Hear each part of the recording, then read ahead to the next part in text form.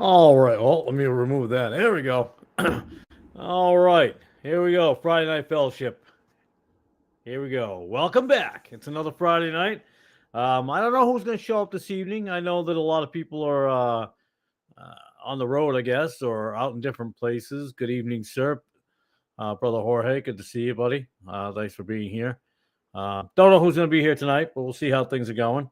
Um, Obviously, I was on another channel for a little bit, watching some other stuff and doing some research stuff and so forth. But how's your week going so far? I hope you've had a good week. I think you had your daughters, right? Yeah, you had your daughters this week. So I hope that's going well. I hope they're having a good time. I'm actually leaning in a certain direction because my heater is down here and I'm trying to warm up. It's pretty chilly this evening out here. So maybe I should have worn a sweater or a sweatshirt or a hoodie or something. But but yeah, we'll see how things go. We'll have a few minutes, see how people show up here tonight. Pretty cold up here, up in your direction. I'm assuming it's got to be cold up there right now. If it's cold down here, it's got to be cold up there. That's all I gotta say. It has to be. It has to be. It just has to be. But man, it was cold this morning. I think it was like 25 degrees out this morning. When I went out to the truck, I was not happy with those events, but to be expected. So, yeah. I'm trying to figure out. I just saw my phone go off, but nothing's there. So I don't know what's going on there. All right. Yikes. All right. Oh, man. Hopefully I can warm up a little bit. But something happened on the other side. Hey, brother. Okay, I'm glad you're here. Couple things to talk about, but I got something both you will enjoy. Crazy snow flurries today. It didn't stick, but it was snowing. Yeah, there's no snow right here down in my direction, but it was mighty cold. I tell you what, like I said, this morning is 25 degrees. But I'm going to talk about some other stuff, maybe briefly, things that concern me. But I was out at the thrift store this week. So, thrift store find. Does anybody want to know what book I got at the thrift store? The name keeps popping up. And when it was last Saturday, after we had talked about a particular person, the book happened to be there, and I could not help but buy the book. Because anybody got any guesses what book that could possibly be?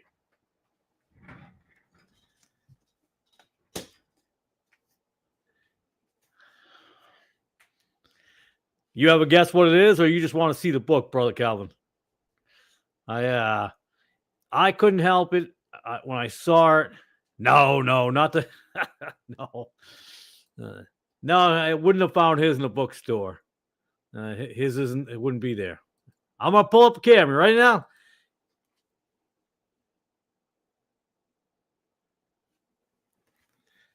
So it was kind of funny how we were talking about.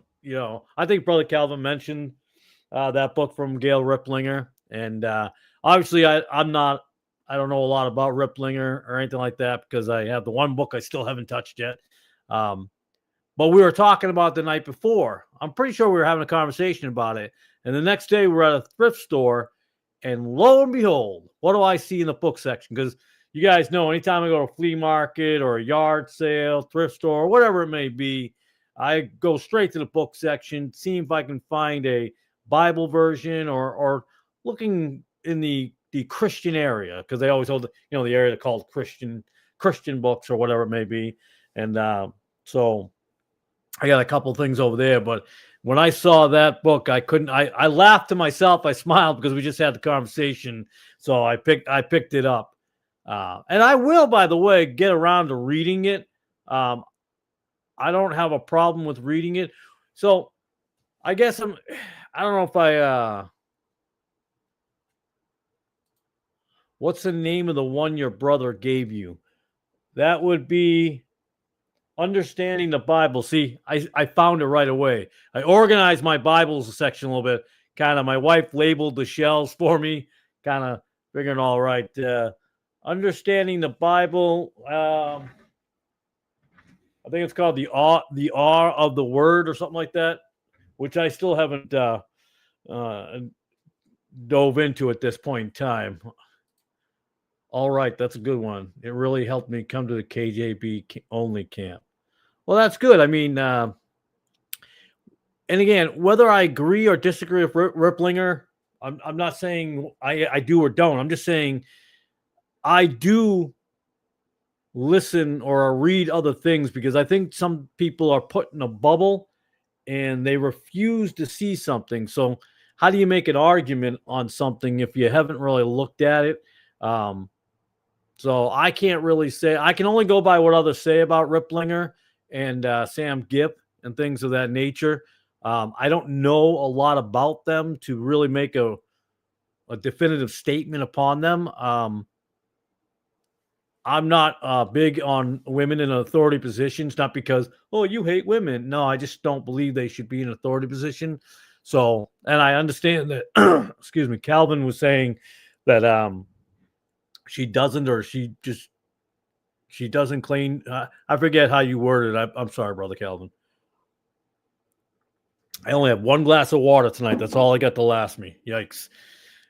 But and again, Sam Gipp, I know nothing of. But if I do come across a Sam Gipp book in a thrift store, I'll certainly buy it. I do read different things. The only thing I don't think I'd ever buy, maybe I will, it would be a James White, the whole King James only controversy thing. I don't think I would ever buy that unless I saw it at a flea market for 50 cents. Then I would probably buy it. But I know enough about James White. I've watched a lot of him. And it's not about not liking him. I have absolutely no respect for him. I think he's very self-serving. I just don't think he's legitimate. That's my opinion. That book in particular, although I cannot say I agree with some of Gail's other works. Yeah, again, listen, I don't know. I haven't read all her work, so I'm not going to say that she's a terrible human being. I think when people just say she's horrible, or Peter Ruckman's horrible, or Sam Gipp is horrible, I think they make really overarching statements that I don't really know them well enough to say that, but I think we would fall into the same camp as the others who say King James only as our only Ruckmanites, or only Ripplingerites, or if that's a thing, or only this, or only that. I think it's dangerous to do that. I think we should judge each person on their own merit and what they bring to the table and what they're speaking. And we may have some agreements or we may have disagreements, but I think the disagreement should be dealt with in a loving manner, a respectable way, with dignity, which I say this all the time. I see it less and less today than I probably ever have in my life. So, but anyways, I thought that was interesting. When I saw that book the next day after discussions, how could I not buy the book? I had no choice. And it was really expensive, by the way. It was $1.99. Pretty expensive book, $1.99. So I had to pry open my wallet with my crowbar to get out the $2 to buy this book. Which, again, I'll get around to it. I'm actually working through Clarence Larkin, one of his books. I'll be working on something else down the road. I'm actually going to revisit a Karl Marx book that I haven't read. I can't remember some of the stuff that was in it. No, I'm not a Marxist, but there was a couple of statements, and I couldn't remember what they were. I got to go find them. That matched up with some other folks. But I will say this. I was over at Brother Nick's channel this evening, which I finally got onto his website. I'll get around to looking at his stuff too. But I feel more comfortable looking at other guys now and their channels and watching their stuff because I wasn't persuaded or moved I'm not saying it's a bad thing if somebody's moved you in that right direction that are out there. I'm not saying that at all. I'm just saying, for me and the type of personality I am, I don't want to be swayed by anyone in the direction of something. I want to look into it myself, and that's how I'm a King James only. Is no influences of any church denomination, none of those things. I know we talked briefly about Pentecostalism on the other channel there, on Nick's channel. There are some things I agree with Nick, and there are some things I disagree with. I don't consider him a heretic at this moment in time, so I'm not finding anything there. But there are some things I think are interesting. But for me, I'm able to come to this point because of just reading the scriptures in and by themselves, and that's how I got there. That's for me. But we all come to that place in different ways. That somebody's put in your path that brings you the right direction, says the right things, in a lot of different ways. So for me, I'm happy that having this channel and not knowing that I was ever going to have this channel, that I was led in the right direction without any influence. So when I speak on someone or mention someone's name, I have no affiliation or with them. That's me. I would not and cannot make such broad, sweeping statements about any fellow Christian. I agree. There has to be something terrible to happen. I mean, he did one thing I disagreed with. I was not happy with this evening, but you move on. People slip. I don't fully agree with Nick or any other man on certain subjects. Yeah, I mean, depends on what they are. I mean, the big stuff, Jesus was never on the cross. Okay, well, that wouldn't, then we got to, I think there's some separation on that one, but none of us believe that that he was never on the cross. But we never say things about them like they do of others. Yeah, that's the problem I have, is a lot of guys go on attack mode. Sometimes I find it to be on the younger people. I'm sorry, brother Jorge. I know you're younger, but I've never seen you actually. You're one of the abnormal. That sounded not nice, but you're one of those I don't see, and I have never witnessed you be overzealous or of that nature. So, and all the time I've known you, but in a general consensus, the majority of people who are on the younger side are usually a little overzealous. And I appreciate, and I think the zeal is a wonderful thing, but it has to be checked at some point so it doesn't cross a line of bordering on kind of an attack. The look of others is it's combative. And then the viewpoint would be, well, that's your perception. That's your fault that you think I'm being combative. That statement is combative in itself. And I think that is not a good thing. That leads to disunity.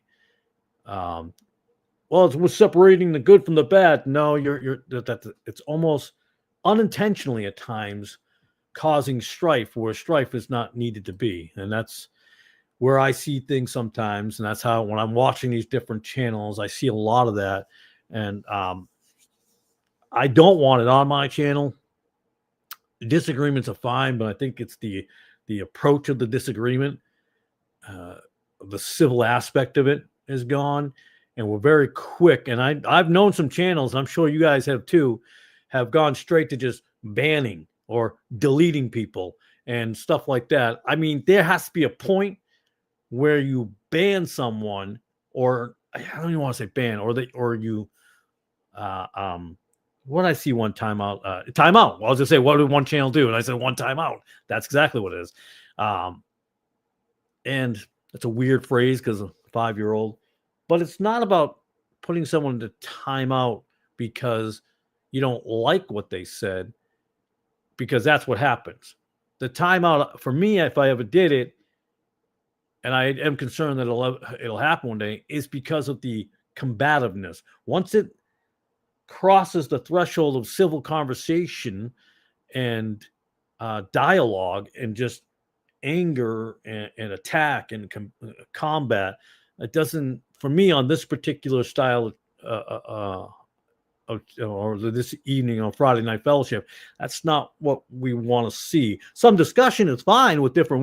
We talk about different things all the time, but I like to stay out of that zone because I don't think that exhibits who we should be as brothers and sisters out there. We don't have a lot of sisters that chime in. I know some sisters do watch. There's a few of them out there, but we have to remember that. We have to remember we're brothers and sisters, and we have to treat each other one. Not like our regular siblings that we can't stand when we're growing up and we're always fighting with them. It has to be a different approach. It has to be a biblical approach, brothers and sisters. A lot, and I've said this before, a lot of rebuking, but no exhortation. I tend to think I'm wrong on many things, so I choose to lean on being quiet. Well, here's the thing with that. In my opinion, let's say you are wrong. I hope this is, and I'm not saying you are wrong. I can be wrong on things too. But it's not about the wrongness. It's about hopefully being comfortable with being wrong and someone saying, hey, actually, you misread that, or whatever the statement may be. But that's what we're supposed to do as brothers. Not go into, well, you're an idiot and you don't know the Bible and you're stupid and you should learn more, or you should learn Greek, you should learn Hebrew, you should learn Aramaic, you should learn the original tongues. And it's a lot of you should do this, you should do that. And I'm thinking, wow, that's not really the best approach, in my opinion, to take. You have a conversation. Now, if someone wants to get a long-winded back and forth, I will always suggest to email me. And now that I'm better at checking my emails because of that one email that I missed, I still feel bad and guilty about that. I respond to those emails to the best that I can in the most timely fashion that I can do so. But I think we're missing it, and I'm going to keep talking about it because I'm hoping at some point some folks will listen and take a step back and say, hey, yeah, we're not supposed to be angry because of anger, because it has to be righteous. We talk about that. But most of the time, I don't see the righteous anger. I see just anger because someone sees something different and you're not seeing it their way. Well, the best way to not get them to see it your way is to keep on being combative, because they'll tune you out. They'll shut off listening. It's not because they don't want to listen to you. It's your tone. It's your attack. It's your anger. I mean, maybe some people will work, I guess, but you have to discern. It shouldn't we be with brothers and sisters? That's for sure. That's, again, my opinion. So when I watch things on other channels, that happens. I know there was a big debate over there on the other channel with the Godhead and oneness Pentecostalism. Did they mention oneness and holiness? I don't know if they mentioned both of those. Modalism. I don't know the pietism. I always say pietism. Is it pietism? I always pronounce that wrong. And things of that nature. I grew up in the Pentecostal church, as did Brother Calvin. I'm pretty sure. If he's going to the Heritage Park USA, I think he's got some Pentecostal background. So, and we get into these big disagreements that I just don't think need to be there. If we're not able to love our brother and our sister, how in the world are we going to go into the world and show love? That's me. Let me move my microphone a little bit here. It's up in my face. All right, let's pull up 1 Corinthians. Got the paper copy as always. That's how I roll. 1 Corinthians. Let's read it out loud. 11:16. I always like going to it. Now I can't turn the pages. Probably because my hands are cold. My goodness. I really got to finish putting up insulation in here. Well, 16. But if any man seem to be contentious, we have no such custom, neither the churches of God. And again, I think, and if any young people are watching this, it's not about putting you down or making fun of you or mocking you or saying you're dumb or you're not a Christian or anything like that. That's not in no way what I'm saying. Is you may have learned by others that vitriol and attack and pouring out all your emotions in this way without a filter. And when I mean filter, I don't mean to not say the truth. It's the presentation. It's your presentation. The presentation of the gospel is not just truth. It's truth with love. Truth with anger is an alienation of anyone who may have been seeking. You may have pushed them away with that approach. Now, I'm not saying to be compromising. There are some compromising Christians, and there are compromising King James Christians as well out there. But I'm also saying there's that line where we don't become vitriolic and attacking and anger and full of that type of emotion. I know you think you're right, and you may well be very right. But what do they say about comedians? It's all about the delivery or timing. Kind of the same thing. It's the delivery. I don't know about you guys. If someone's coming at me with a bunch of hate, anger, yelling and screaming and attacking, I don't even hear what he's saying. I shut him off and I'm like, have a nice day. Come back when you can have a civil conversation or approach in a dignified, mature way.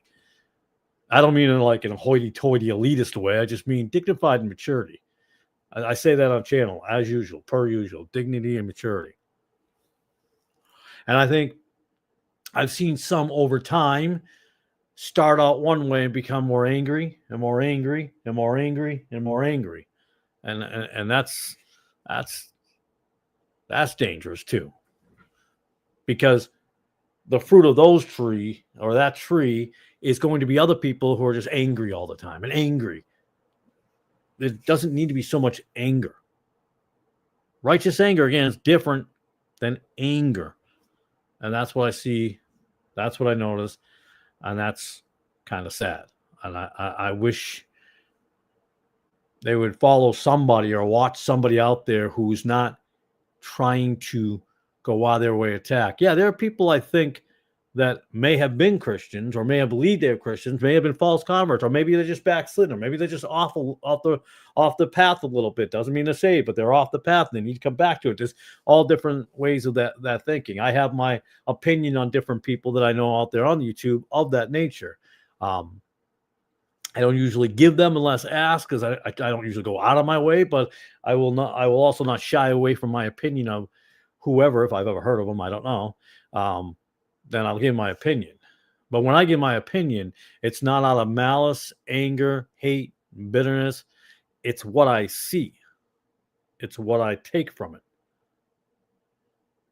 That's what, that's kind of how I look at it. Ephesians 4:31. My hands are cold, so I don't know if I'm going to open up every single time. So I'll just read yours because you guys are awesome and you put them up there. And I trust both of you. I don't have to fact check you guys. Ephesians 4:31. Let all bitterness and wrath and anger and clamor and evil speaking be put away from you with all malice. Right. And I know both of you, Brother Calvin and I probably have watch a few more channels than Brother Jorge does, but we've seen this here. We've seen the bitterness. We've seen wrath and the anger and all the talking, the evil speaking. Now, I'll talk about somebody. When I talk about somebody on this channel behind their back, it's not behind their back in an anger way. It's just a conversation of something.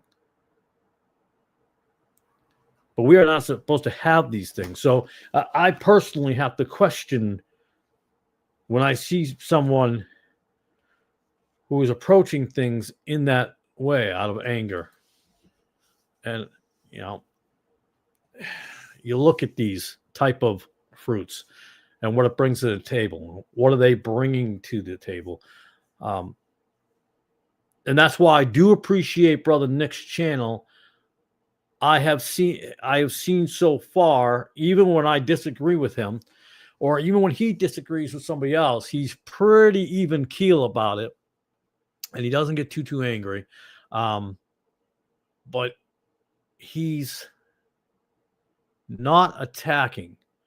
Even with his videos that he's doing, I think he's maybe said that someone's had an idiotic thought, but then again, when we're talking about James White, what can you do? Or even that Keith Foskey guy.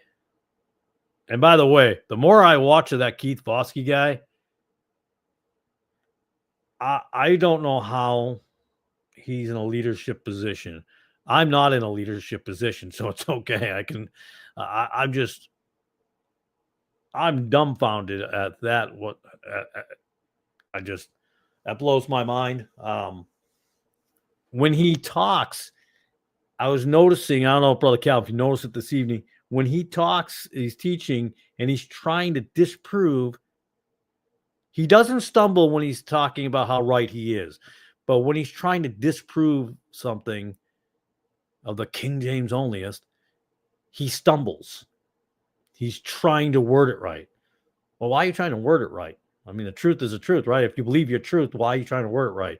But he's afraid of something coming back on him because he knows, in my opinion, he knows that he's in more error than he would like to admit, unfortunately. That's my opinion on that. And by the way, I'm glad you enjoyed the government video there. I don't know if you got my joke on that when I said it. It was in my algorithm supernaturally, but not the Sid Roth kind. I don't know if you caught my comment on that one. But we've been brainwashed for a long time. And I will agree with Bryson on the fact that I think it was last week he was saying. I forget when he was saying it. What was he saying?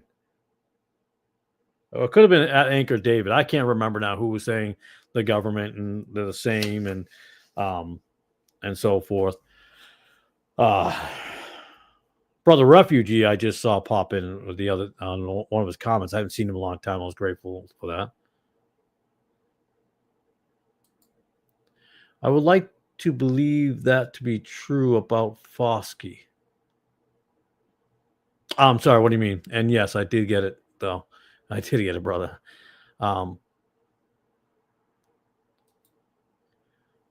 But yeah, Foskey, I'm sure he means well for his people, but there were some things there. I just think he's a little off on that one. And Brother Bryson, I don't know if he'll be in this evening.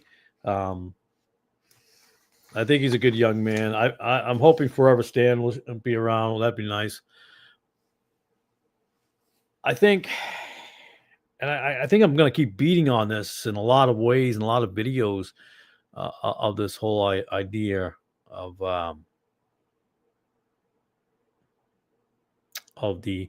being united as Christians, Bible believing Christians. There can be a unification, and not like the weird kind. Unification of us of born again Christians in the proper way, even with slight disagreements. I think we have to find the way to explain things in the proper sense. Again, if you're not going to get anybody on your side with a beat down debate or just anger and malice, no matter how good your point or how good or how valid your point is or may be, you're not going to sway anybody with hate. Or I shouldn't say use the word hate, because I don't think not every person hates the delivery with the malice and bitterness. Squirrely moment. The other book I bought was the Ellicott commentary. I saw that. I was like, I'm gonna grab that. That was also $1.99. Throw another one in the on the bookcase. I need another bookcase, but I was able to go. Like I said, I forgot I had the Good News Bible. I forgot I had that. It was in another section, and I got a Salvation Army Bible. I remembered that one, but we're gonna go through a lot of those more, and I think it's important.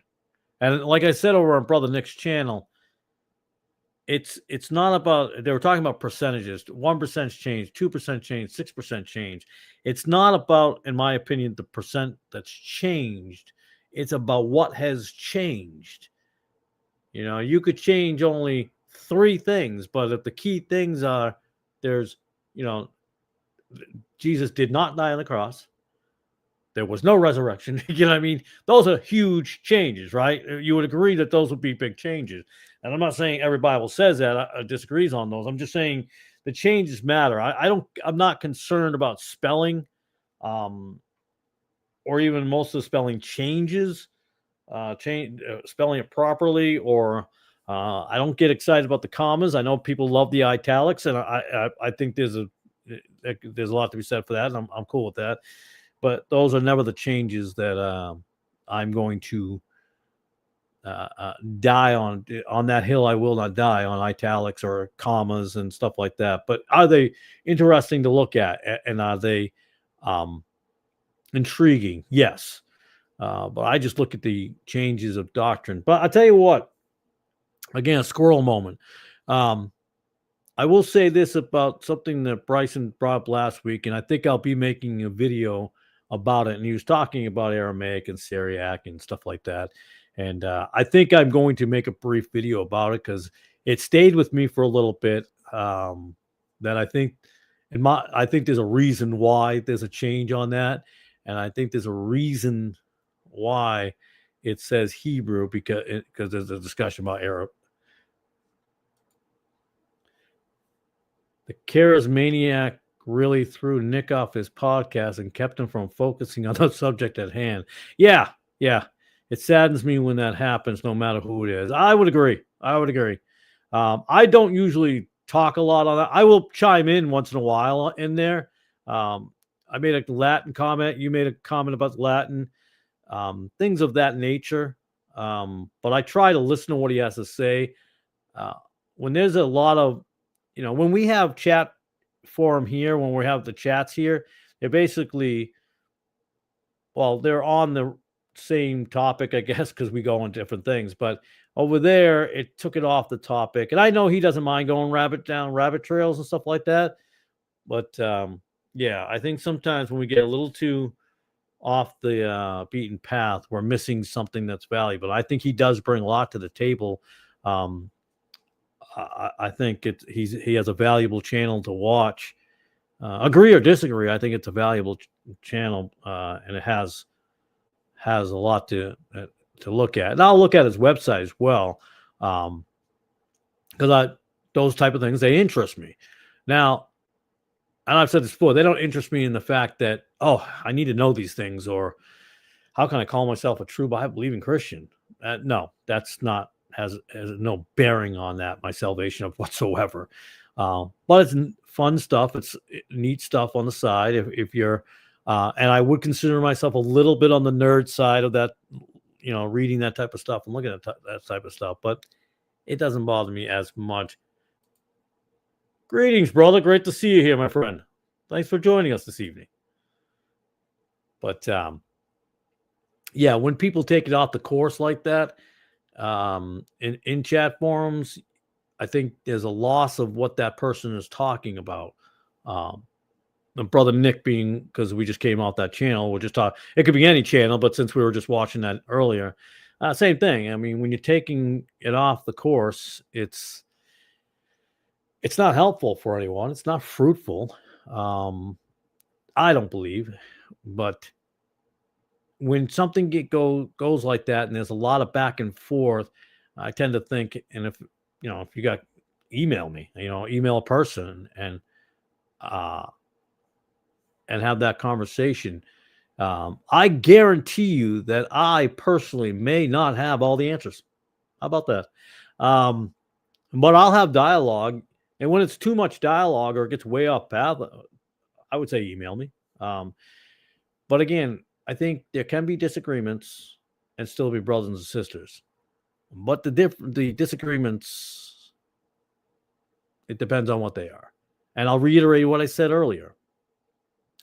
We have to find that line from civil conversation to a combative argument. I think that's unnecessary. I don't see the fruit in it.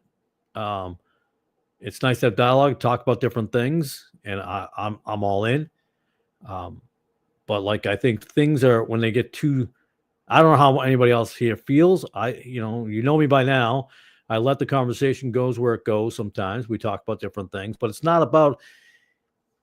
I didn't create the channel to be deep in the weeds of theological conversations or philosophy. I mean, not that I can't go there. Goodness knows I've been there before with some folks, not just here, but in my own personal life down out there in the world. You run into some good ones. And then if you hang out with any near those Ivy League colleges up in New England, my goodness, you talk to a lot of geniuses up there. And I mean that with a little bit of mocking. I'm sorry. It's a little bit of mocking there. And I will do that video on Aramaic and Syriac. And I never thought I'd ever make one on that. I never thought that it would be necessary to ever make a video on that, but I'm thinking maybe it is. And so I'm going to give my opinion on that, and I'll make a video on it. It won't be 6 hours long. Bless his heart, but Nick goes 6 hours or 5 hours, and hey, he's got it. He can do it. I'm not a 6 hour. I can't go that long. That's a long time. But again, I took that away from that. And Brother Bryson, when he comes back, I'll talk with him about it too, because I love him. I do, and I love his zeal. But I think he may have been looked at as being a bit combative. That's just my opinion. Nick goes too long for me personally. It lacks moderation to go that long. Great brother, yep. But after a while, to expect everyone to chat on the top being addressed, not reasonable to me. Well, I have an opinion here. I think the reason it goes 6 hours is not just by his own doing, because on his own doing, he'll go down a rabbit trail, no doubt about that. But I think the distraction sometimes in the chat forum leads him down rabbit holes. And for me, that's why I don't talk too much on his channel. I chime in here and there once in a while, but and I too don't follow fully some of his videos all the way through. I have them on. If I'm doing other stuff, I'll listen. And then there'll be some things that catch my attention. So I'll sit and I'll listen for about 15 minutes or so. And then I'll go back to do what I'm doing, because I'm always doing something. There's always something going on I'm doing here. But I do think he has a lot to offer to that point. He doesn't have to read all the comments. But God bless him, he usually does. I think, and for me, I can still do it because I don't have that many comments to go through. I don't have big time followers like a guy like him would. But my personal opinion, why he's doing it, I think he's doing it, and I think it's pretty respectful in a way. People like to be heard, right? I mean, people want their opinions to be heard. They want it. They're trying. Some of them are trying to make an point and niceness, but I would probably not go too much through all the negative stuff, because it just gets repetitive, the negative things. But I would stay away from maybe some comments that get tiresome after a while. If one person just keeps on berating someone, I'm not going to be reading that person's comment anymore. I don't have time to waste on that when there are good people trying to make a good comment and a point that they want to be heard. So I think in the world today, when people are never listened to, I think he does somewhat take the same approach. I'm guessing that I do, is because he won't do we the people. He's in Australia, but I'm more of the we the people style of things and want other people to talk. That's why eventually here I just finally paid for a subscription on StreamYard so I could be able to do certain things on it. Again, another thing that made me take the crowbar and open up my wallet to pay for it, to be able to do the drop downs and have live conversations that are respectful, that are even if there's a slight disagreement, that there's a mature approach to it. I think people think that we have to be angry all the time. Tribal Fire. Some of the discussions there turn into outright arguments, and even if one party lets it go, the other doesn't. It makes me doubt their maturity in Christ whenever it happens, which is too often. Right, and it's tough to make that call. And I agree. And when you make this, I know that you've put a lot of thought into it, and I do agree with you. I think sometimes when the conversation is done, it has to be two people. Once that person said, "Hey, how about we continue this somewhere else, another time?"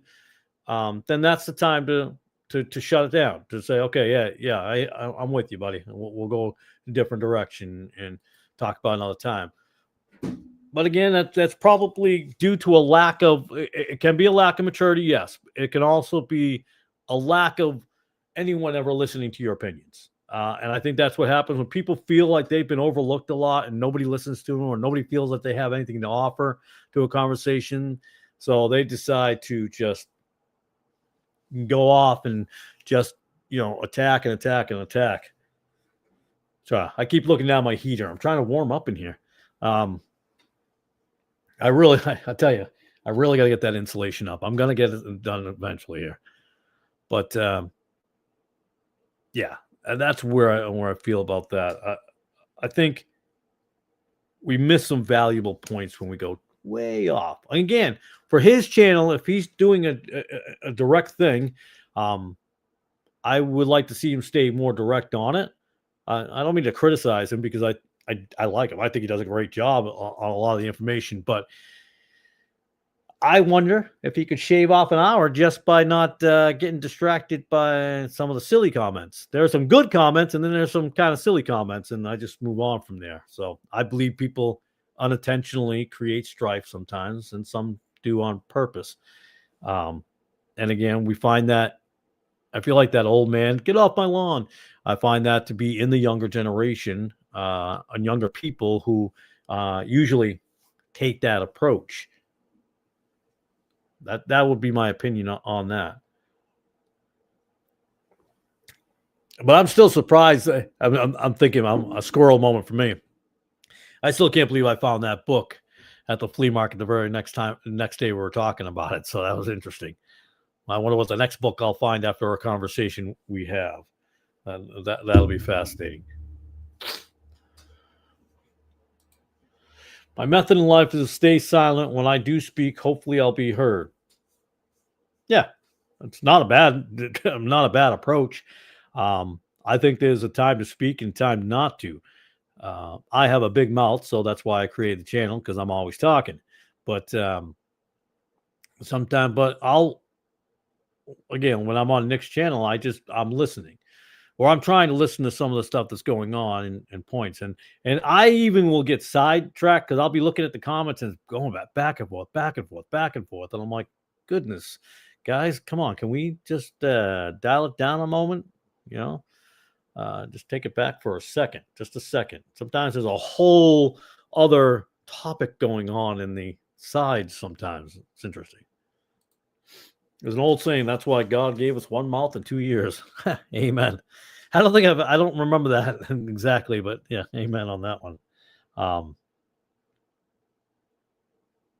Well, I was going to say something. Now I forgot what it was. I apologize for that. But anything else in any other direction we want to go? And for the and that whole Godhead threw me off too. Now I didn't catch the beginning of Nick's live stream. So was there a Godhead even involved in that live stream at all, or did that just come up at the end there in the chat forum there? Because I didn't see it and see anybody talking about the Godhead. And then suddenly, all of a sudden, there's a whole conversation on the side of Godhead and some interesting approach to it. Of course, everybody has a different view throughout history of the Godhead. Excuse me. I think sometimes we take the Godhead. Oh, I'm yawning. I apologize, guys. And there's somewhere there on a topic, and then it just people go in different directions on that one. I think oneness Pentecostalism was talked about briefly. I'm pretty sure.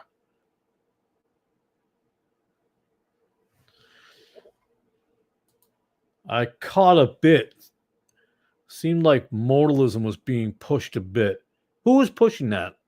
I can't remember. I'm at a lack of remembering who brought it up or who went into Godhead. Just all of a sudden, I just saw it going through. I don't know. Or oneness. Okay. Yeah, a oneness. That's oneness Pentecostalism, which is who came up with that? Charles Fox Parham. He's from up in your neck of the woods there, brother Jorge. I think he's either Vermont or New Hampshire. Well, I guess it was my old neck of the woods, but I think he's from that area. I think he starved people to death in his little. He had a little cult up there. If I remember, was that Charles Parkmore or was that guy Frank? Frank. I can't remember their names. Sometimes you have so many names over the years that you look into or study or anything like that, and then you forget some of their names. But they go back to the early 1900s. That whole oneness Pentecostalism type style of teaching.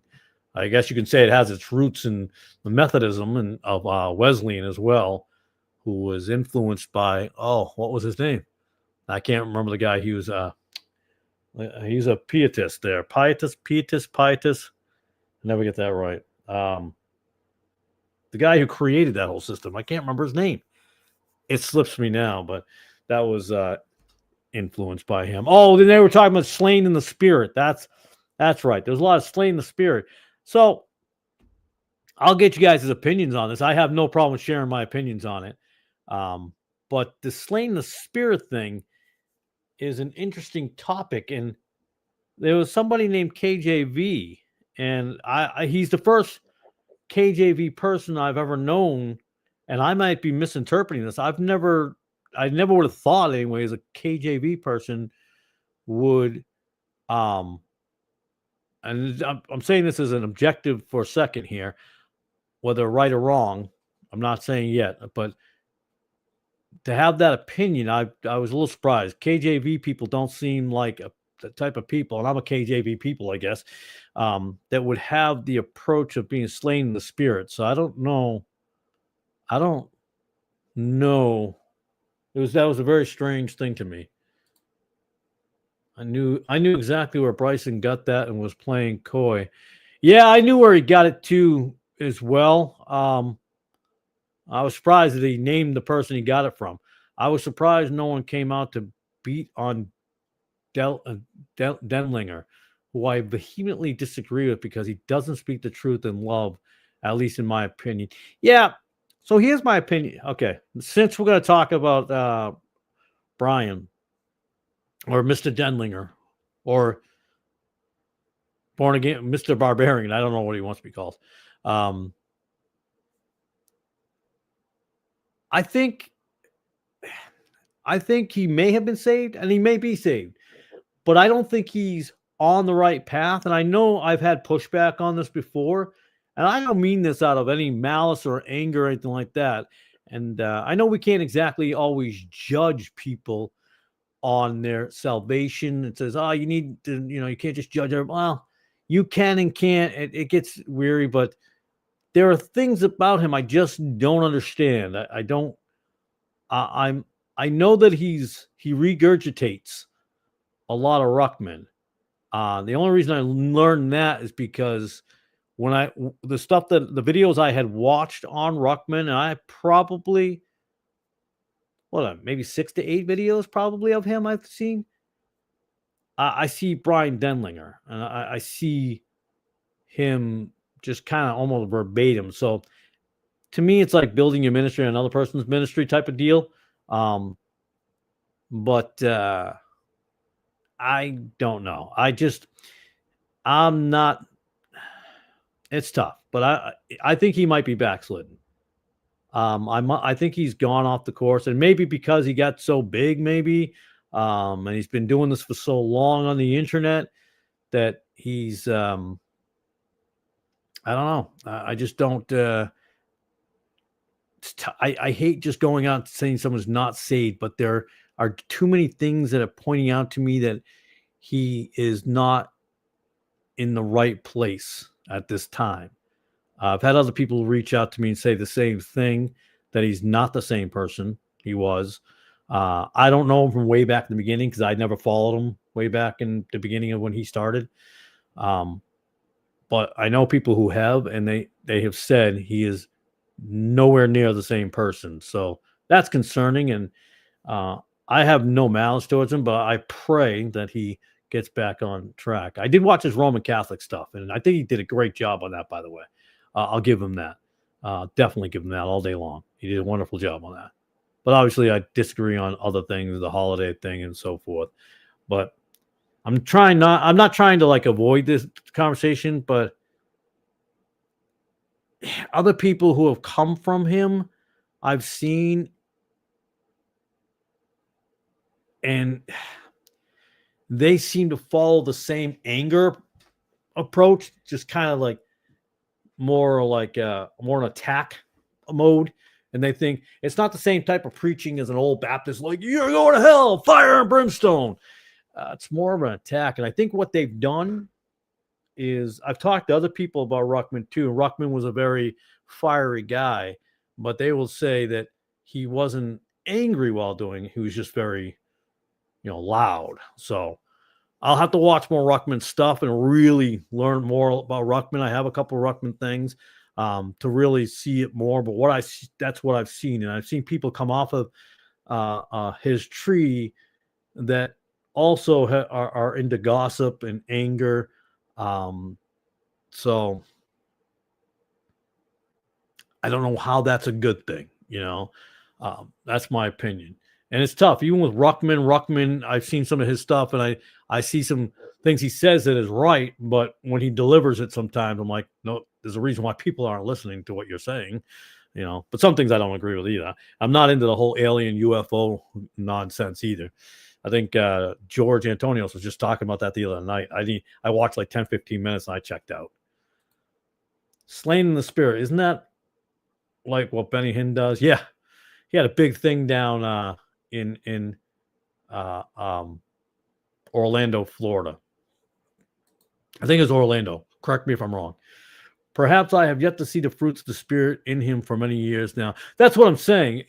The people that have come off of his ministry or come from his thing, they all seem to be angry. They seem to be very detached sometimes, and just,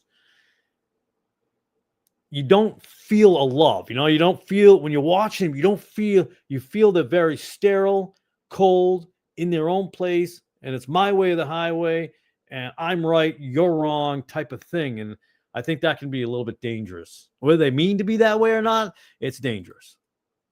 Barbarian, in my opinion, leans towards being bigoted, seems to deny the Trinity, not a fan, being in an interracial marriage, and he's against interracial marriage. I thought you could say he's in an interracial marriage, and knowing the Bible. I don't tolerate faith mixed with bigotry. Well, I'm not going to say he doesn't know the Bible. I think there are a lot of men who know the Bible and can completely twist it to their needs. Whether it's him or anybody else, I think anyone could. Who else is popular in the King James world online? Gene Kim, Steven Anderson, Brian Denlinger.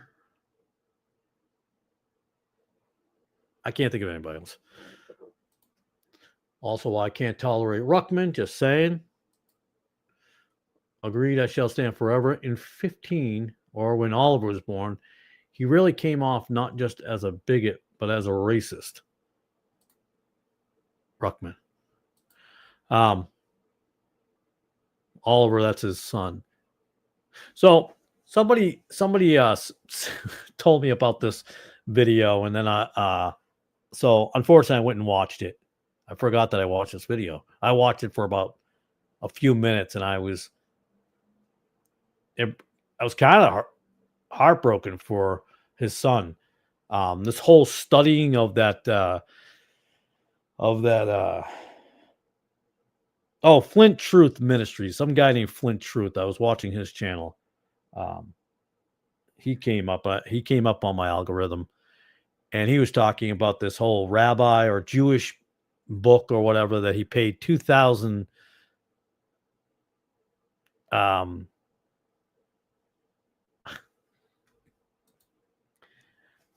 going to say, yeah, racist seems more fitting, but I was holding back in case someone was a fan. So here's a deal that I have here. I think everybody should have their opinion, whether I agree with them or not. It doesn't matter. I'm not a fan, by the way, of Brian Denlinger, but I will say this: I think we should be able to, as brothers and sisters, have an opinion and not be attacked for our opinion, and then have a conversation about that opinion about somebody. I think that's important to do. I think we'll probably, all of us will probably more agree than disagree, but I'm sure we'll have our disagreements. I don't want any of us to have disagreements, but it's natural for that to happen. But it's how we deal with those disagreements and the biblical approach to it. So for me, I'd say, you should say what you feel with maturity and without foul language. I was disappointed though that Nick used a swear word. Maybe I'm old fashioned now. I consider it a swear word, but it was the D word. Out I think it's in Nevada. They built the Hoover. You can fill in the rest. So maybe some people don't think that's a swear word or find that offensive. I think it's a swear word. So that's just me. Where am I going here? Where was I? Yeah.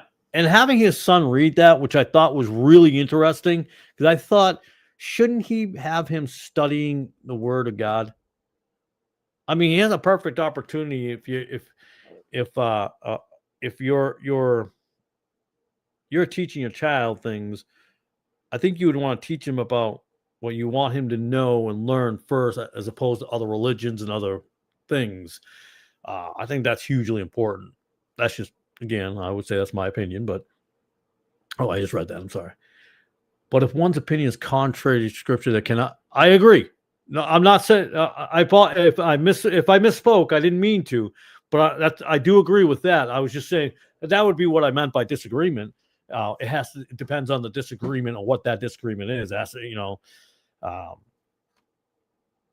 know whether Mary was 10 feet away from the cross or 6 feet away from the cross when Jesus crucified. I don't know that that's a big enough for me to break fellowship, but it has to be something. Well, I'll tell you what, we have Christmas coming up right now, right? So should we or should we not? And this might be a tough one. I know this is always something that's gonna get people angry one way or the other, no matter how you answer. It seems like everybody will get angry, but if you celebrate Christmas and people who don't celebrate Christmas are telling you that it's absolutely not scriptural, should they break fellowship with you? Now, should you break fellowship with them if they celebrate Christmas and they claim to be a Christian, born again, Bible believing Christian, but they celebrate Christmas? Should the non-Christmas, I think I'm stumbling over my own words. I'm trying to word it right so it makes sense, but it's now starting to make not sense. So one believes in Christmas, one doesn't believe in Christmas. Should we break fellowship over that? I think there's a lot of people who will say yes on both sides, unfortunately. The non-Christmas observers seem to be more on the page of breaking fellowship, and the Christmas goers try to get them to believe that they celebrate differently, so they're going to break fellowship with you. It's weird. I'm seeing that, and I don't know where people are on that one. I love you guys' opinion on that, and I'm not going to hate you guys one way or the other. That is not what I do here. I know some of you watched me for a little bit, for a while. Brother shall stand forever. I know you're just watching me now, so you're still getting the feel of who I am and where I stand, and I get that totally, absolutely, totally get that. Acts 10:26, King James Bible version. But Peter took him up, saying, "Stand up, I myself also am a man." That's a good verse. I do not. Luke 16:15, King James Bible. And he said unto them, Ye are they which justify yourselves before men, but God knoweth your hearts, for that which is highly esteemed among men is abomination in the sight of God. I'm reading this and I'm thinking of something else. Hey, just keep in prayers of people that aren't here tonight, and just that they're okay, that everything's well. Not that I think they're in something going on, but hopefully they're all doing well. I know it's Thanksgiving week and this family situation, stuff like that, but let's pray that everybody's all right and doing well, and we'll see them next time around. Because I think I'll be making, I was going to write a Christmas book. about Christmas and stuff like that. So I think, oh goodness, I wish I had a copy of the one that the book I wrote, The Truth About Christian Liberty. I don't have that one in front of me. That might be because I thought I had a couple copies left. I was just going to put them in flea markets, not flea markets, just donate them places. No, there's scriptural. No, there's scriptural liberty for a Christian to celebrate any given holy day unto themselves and would not break fellowship. I just want to make sure I understood. I think I understood what you're saying. So Christmas, celebrating Christmas. You're saying celebrating Christmas is okay. I'm not trying to put words in your mouth or be saying you're wrong. I was just asking. I just want to make sure I got that clear. That's all. That they have the liberty to celebrate Christmas. So, and I did write a book on that. I'm not trying to hawk my book or anything like that, but I wrote a brief book about that particular. I talked about liberty in itself, how it can be misused, but along with the other two books. But I was going to write a deeper book on Christmas, and I did some videos on Christmas. To be honest with you, I think that's where I got a lot of my subscribers during that time frame, and they probably just wanted to see what else this guy was going to say so that they can get mad at me. But that was okay. I don't mind. It doesn't bother me. Wouldn't be the first time I've had slings and arrows thrown at me. Not a big thing. Not a big thing at all. It's nothing new. But I think there's and then there are some that will say they celebrate Christmas, but not like the secular world celebrates Christmas. And then, the popular, well, Jesus is the reason for the season. And that's another topic you have. So I didn't.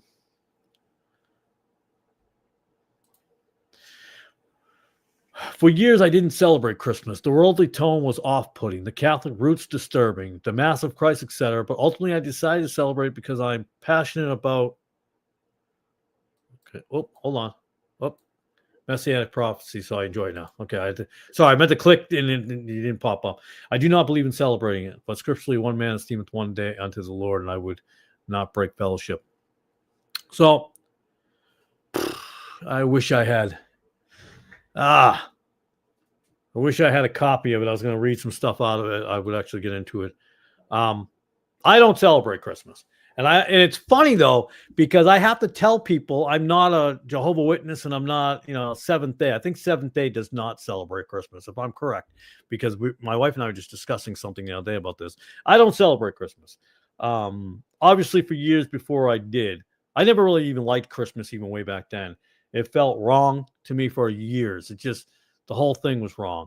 It didn't seem right. It seemed just everything about it just didn't make sense to me. It just didn't make sense at all to me.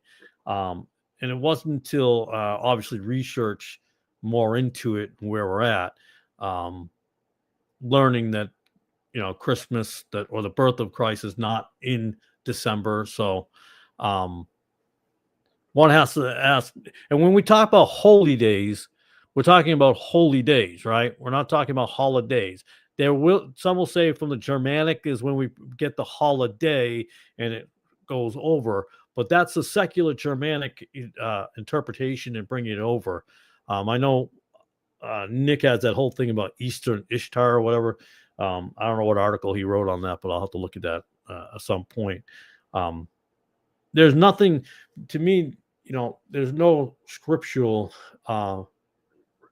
So some SDAs and JDOs secretly celebrate Christmas. So here's the funny thing about this. I'm going to get to your verse, Calvin. If my wife is watching, can she bring me out my book? If my wife is watching right now, could you bring me out my book if I have a copy of it in the house? Because I got into this. So, yeah. So there's a thrift store that I've been in twice before. And I haven't been in there in probably 2 years, maybe a year or 2 years ago. When was the last time? A year ago. It's owned by the Seventh-day Adventists. And what do I see on the sign? It says Christmas. Again, see what we do is they appease, and they're compromisers, in my opinion, of their beliefs. If you have a belief, stand on it. You know what I mean? Don't move from it because somebody else disagrees with you.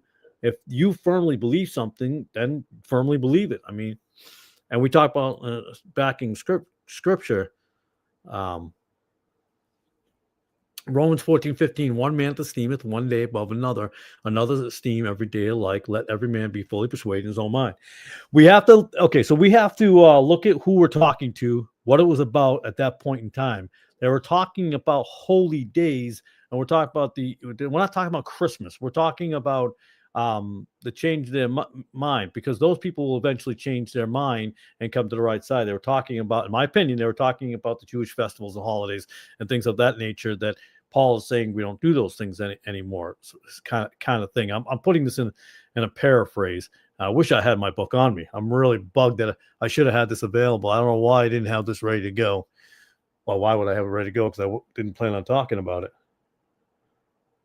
But that's the point. Christmas is just a made up thing. Now you have to remember why would we celebrate Christmas at Christmas time? You have to ask yourself, why is it December 25th? Forget about the solstice.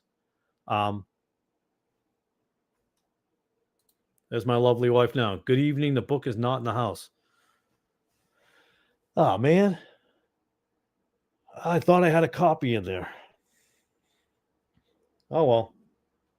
Sorry that I don't have a copy, guys. Where am I going here?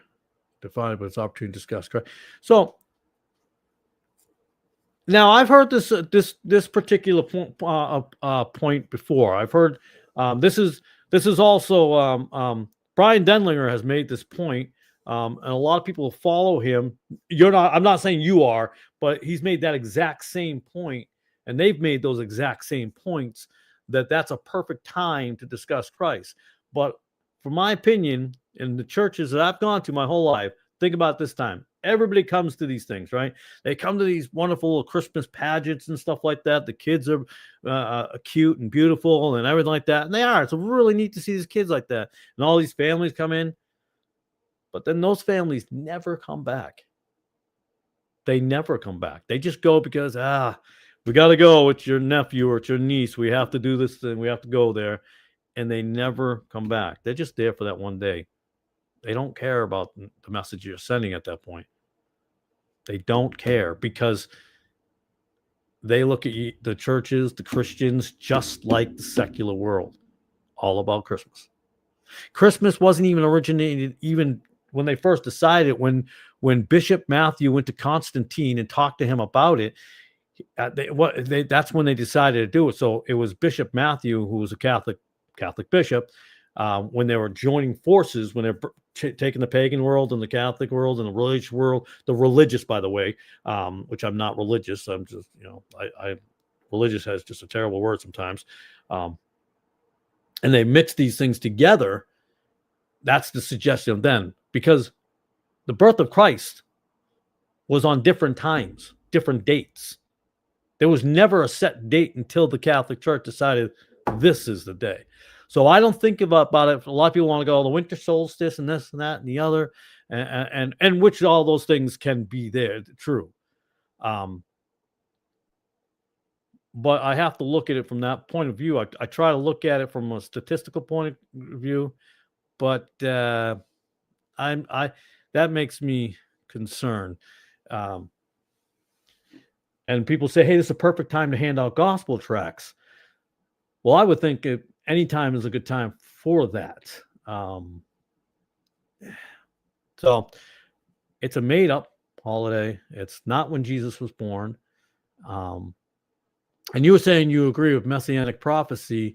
I looked at that time frame. I would think you would be a little closer to the end of September, early October, like my wife and I are. We're not Messianic or anything like that. I'm not putting you down for saying Messianic prophecy. I'm just saying it doesn't jive. Good evening. Oh, I saw that.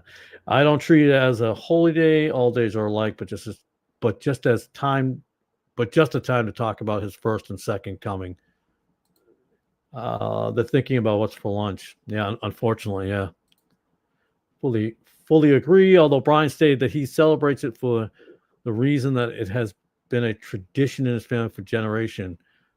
Was unaware he changed his story. Yeah, no, he believes that it's a perfect time to share the gospel, the word, and so that bothers me. I also somebody was telling me, and brother Jorge tried to find it and he didn't find it. So, but he has been known for deleting his videos. Um, so yeah, so I think Jesus' birth was in the fall too. Yeah, that's when we sit down. We don't have a celebration or anything like Christmas presents and all that type of thing. On that day, we acknowledge his birth, his physical birth on earth. So to me, and I mean this respectfully, being hung up on the subject of Christmas, I just don't think it's a maturity topic. Nobody knows exactly what the date of his birth is. So using the feast days doesn't mean you're close to the actual date. You make a fine point. So with that point, then why would you say that Christians should celebrate his birth at all? Then I have my personal opinion here, and I don't take what you said disrespectfully at all. I do appreciate you saying respectfully, but I haven't seen you to be a disrespectful person at all. Um, why would one celebrate the or and we acknowledge his birth, but Jesus has always been right. Jesus is God. I'm thinking we agree on that one. So he's always been there. So being born, he was not, but he was manifest in a physical flesh. Yes. So that's why I think there's a more of a date for his resurrection than there's a birth. It's not so much of his birth because we always keep saying birth, but I think it's more of what he is done. So his manifestation in the flesh is important, but it is and that's I find it fascinating that it's easier to pinpoint when he was crucified and resurrected as it was instead of the birth. We can do the parallels, what the weather was like in Israel at that time, what type of fruits were they harvesting at that exact moment, gives you a time frame of that. Looking at a calendar can give you a time frame of that. And that's, to me, that's why it always seems to be fall to me at the end of September. So we recognize and acknowledge his manifestation on this earth. God manifested in the flesh. That's we acknowledge that, and we acknowledge that at the end of September, because that's what we truly believe. We don't do the Christmas stuff. At Christmas time or that time frame, I do what I always do. If I can work, I'll work. If I'll hand gospel tracts out during Christmas like I would in the middle of June. So that's whenever I can. That's me. That's how I did. Doesn't mean I already read that part. Define celebrate. Incarnation. So when I say celebrate, I'm using a general term, obviously. So I maybe celebrate, maybe not the right word. I don't want to be, but acknowledgement, reverence of the fact that God came in the flesh, manifested about Jesus. Just we can go on how what a wonderful thing that is.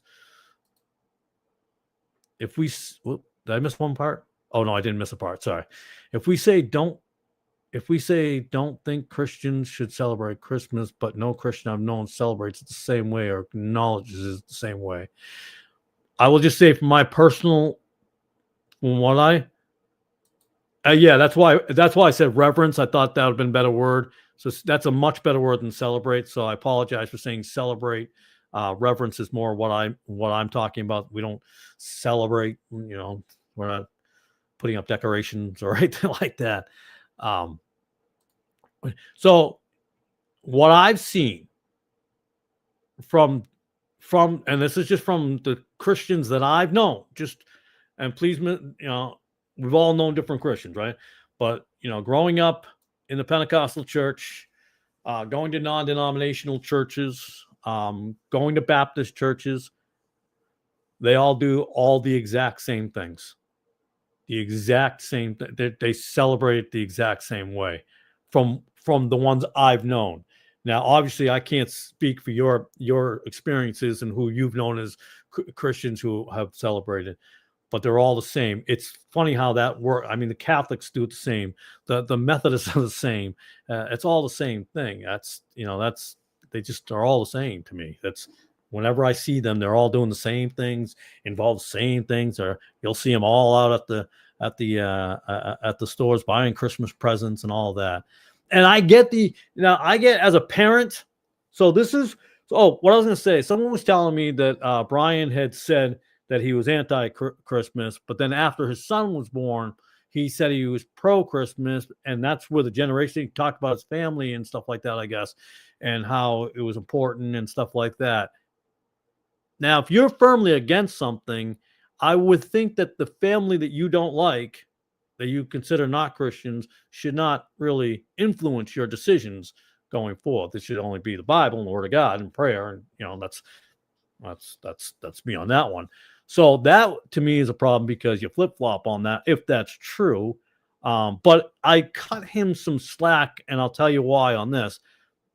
As a father myself, we've got 4 boys, a total of four boys, or 2 older ones that are over 21 and 2 under 21. As a father and a parent, there's that desire and that emotion to see your child happy, right? You want to buy them presents. You want to do this and you want to do that. You want to see that smile on their face. It's a very intoxicating thing. It's a wonderful, beautiful. You love it. You enjoy it. And so that emotion comes into play. And sometimes your emotions can overrun what may be the right thing to do. That's how I feel on that one. And that happens a lot. I mean, charismatics are obviously very emotional, and those Catherine Kuhlman or Benny Hinn or whatever the newer versions are now. What is that guy's name? All the Bethel people there. I don't know the guy's name. Johnson, Bethel Johnson, Bill Johnson. That's it. I don't get too much into that stuff. It's just that stuff is just an old idea repackaged. So nothing, it's not new. It's just repackaged. People are spending money they don't have for the sake of the holiday spirit. The only spirit I'm interested in is the Holy Ghost. That was a good one. I like that. That was a good comment. That was a good one. So now, again, I think some people think that I'm going to hate people who are doing the Christmas thing, and that is untrue. And I think there are a lot of people who are very quick to break fellowship over Christmas only, and that shouldn't happen. So that's where I'm at on that one. For me, I won't change from everything I believe and understand in the Bible and looking at those things in its context. I won't. So that's just me.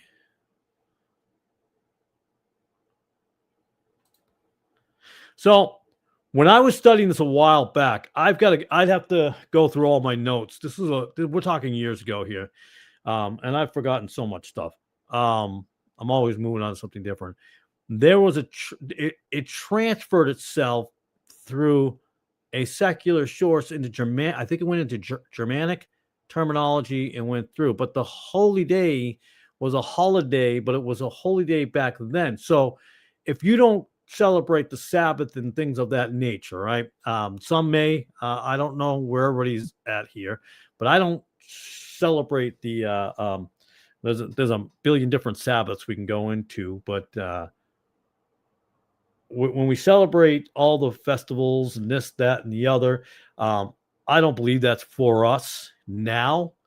And some people do, but I do not. So if I'm not celebrating those things that Paul was addressing, he wasn't addressing Christmas. I think we took it as a general terminology that we should be discussing it all. Now, I think I made a video about this a long time ago. I'm not sure. I'm pretty sure I either did a podcast or a video on it. And I don't have all my notes in front of me. And I'm not trying to dance around this. I just wish I had the notes.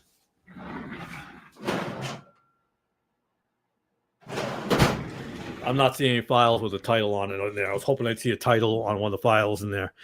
I don't want to. I can't quote you the exact spot where it was. This is we're going back a while here, but it changes, and so holidays. So we look at July 4th would be considered a holiday. Is it a holy day or is it a holiday? So we're putting things into different categories where they don't quite belong. I don't believe July 4th is a holy day. It's a terminology of a holiday. So that changes over time. I don't believe what was it, Box Day, Canadian Box Day is a holy day. It's a holiday. We do have one regular at Nick's that does believe in celebrating the fourth commandment or seventh day of rest.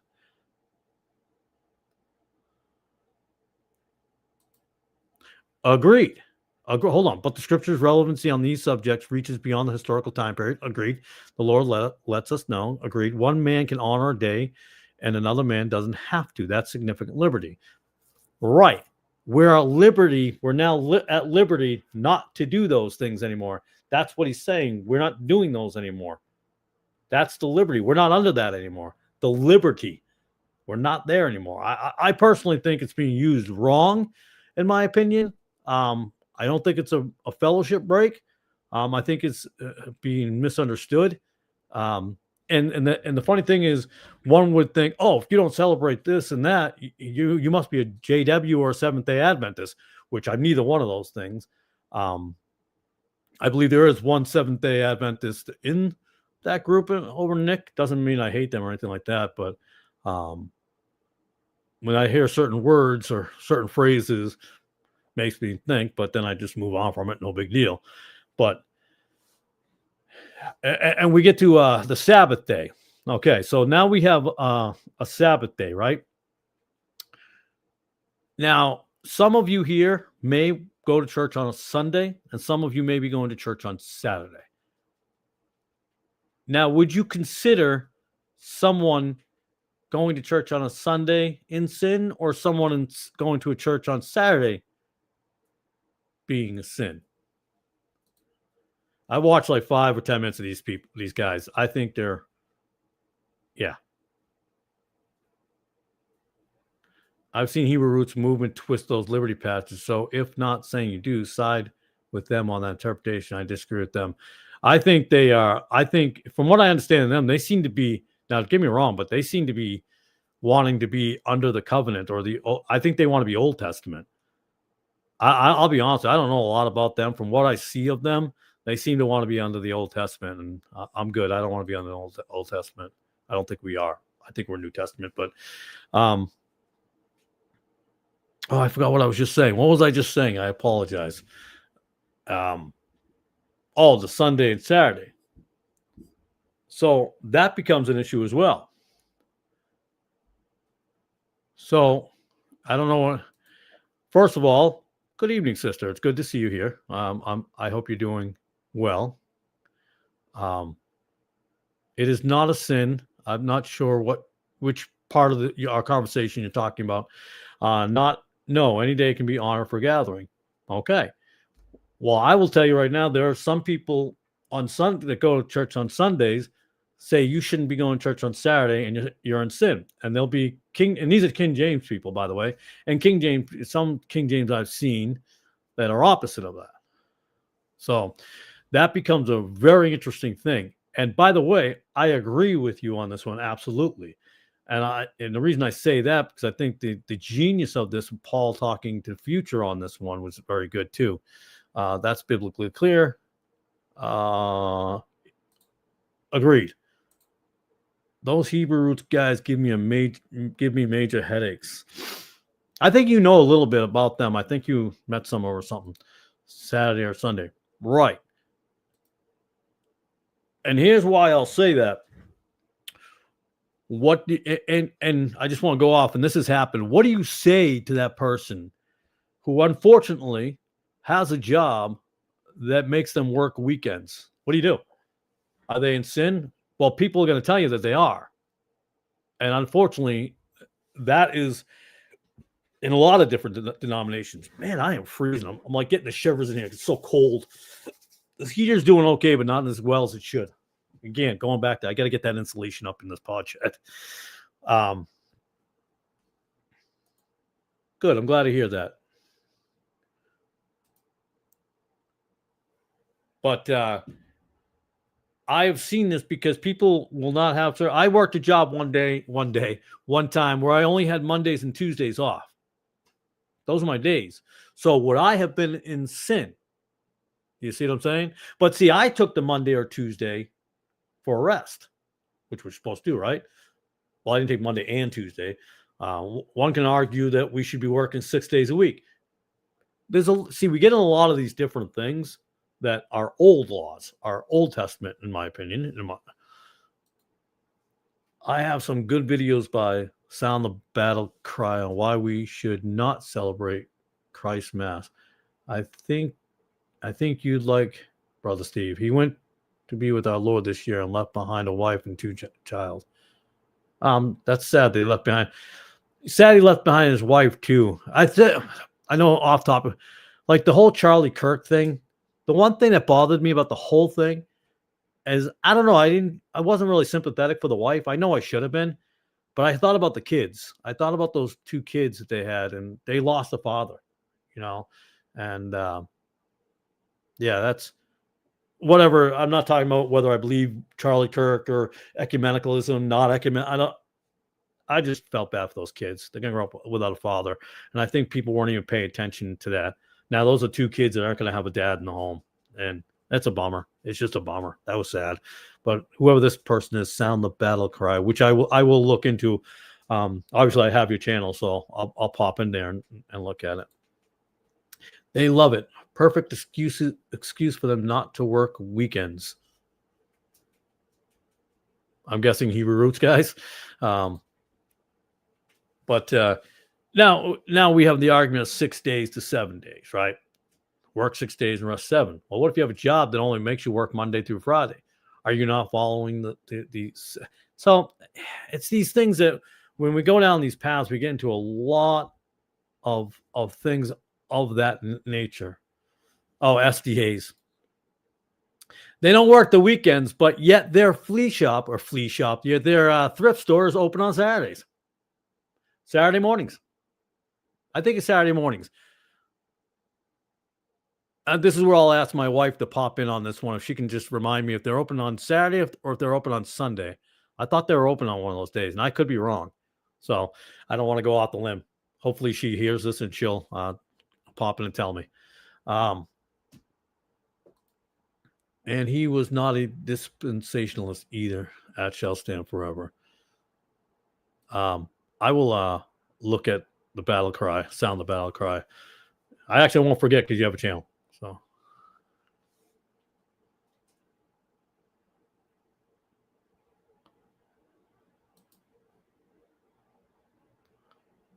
I would tend to agree. Yeah. Can we agree though? The title Christ Mass, while I don't like it, what the Catholics mean by it is not what fellow brother. I don't think if I go to a Baptist church and a Pentecostal church, I don't think they mean the same thing as they don't look at the Christ Mass, Christmas like that.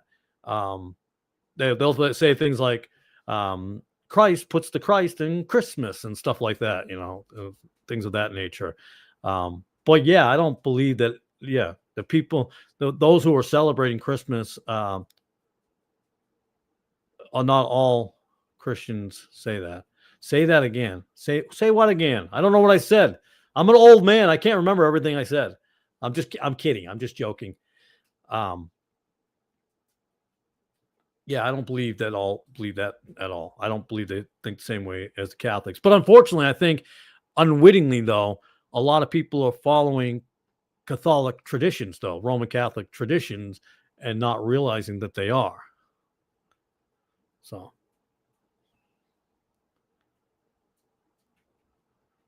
okay. I think I know who it is too. I think I spoke with him briefly this evening. So I think that's if that's the same person. I mean, he seems like a nice guy. Don't get me wrong. I don't think he's a terrible person. I seems like a nice guy and everything. But um, I wish my wife was watching. I want to know when that thrift store is open because that's a compromise. I think when we stand on something, we should stand on something. I figured because he said something and it just, and I could have been wrong. And I was like, oh, because it's usually a typical greeting. And so I was like, okay. Not that I was saying, oh, this guy is one of them people. I didn't think of it that way.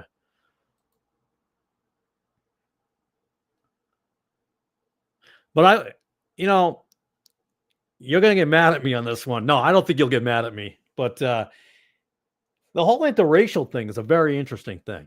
Um, because I think there are some people that discuss it differently than we all seem to think of it as. I think interracial is only thought of sometimes as black and white, literally black and white. But I don't think everybody means it that way. I think Brian Denlinger means it that way, yes, but I don't think everyone does. I think they're looking at something different, whether they're right or wrong. I think they're also looking at different cultures and stuff like that. They're looking at, you can go into whole different parts and tribes and things of that nature. So I think that's what some people are talking about. So not everybody is talking about the same type of interracial marriage. That's my opinion on that one. I think they're talking about different things sometimes. I've met lots of SDAs. I've worked on building some of their buildings. You worked on a Freemason building one time, which was a Masonic lodge. That was interesting.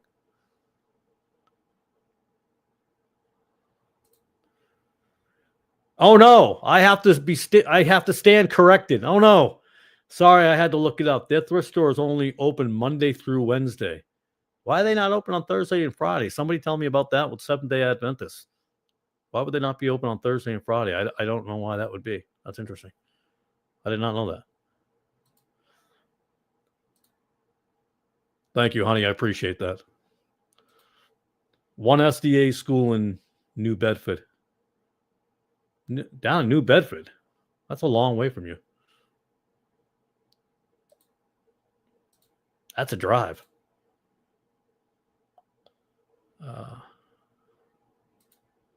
They are mostly volunteers. Well, yeah, they're not going to seventh. They don't pay you. I went to so I was delivering oxygen tanks. So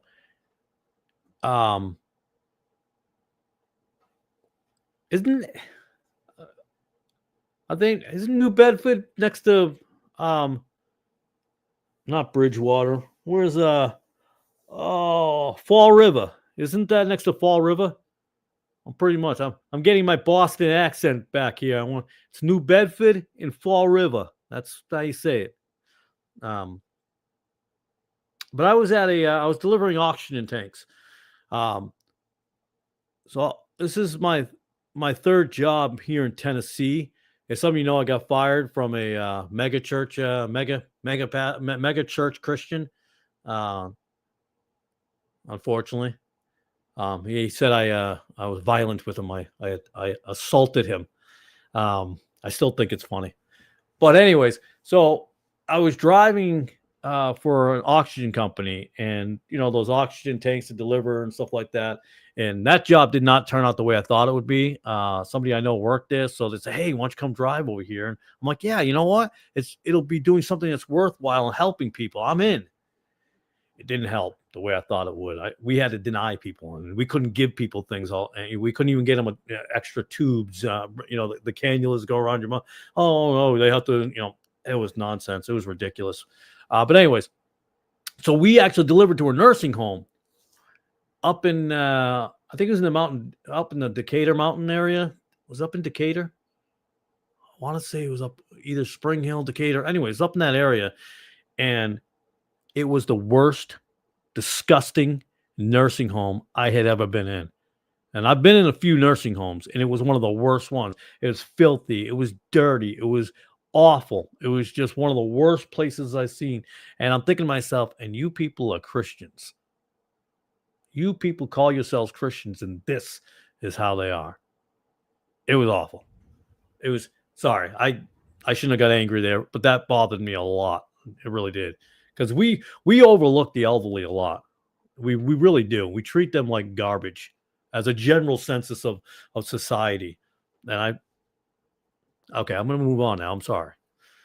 I had a book written in 1923 that spoke about different sects of so-called Christians, and it said out of all the others, SDAs are closest to the Protestant view, and if they're saved, it's not because of their beliefs, but rather in spite of them. Yeah, they have.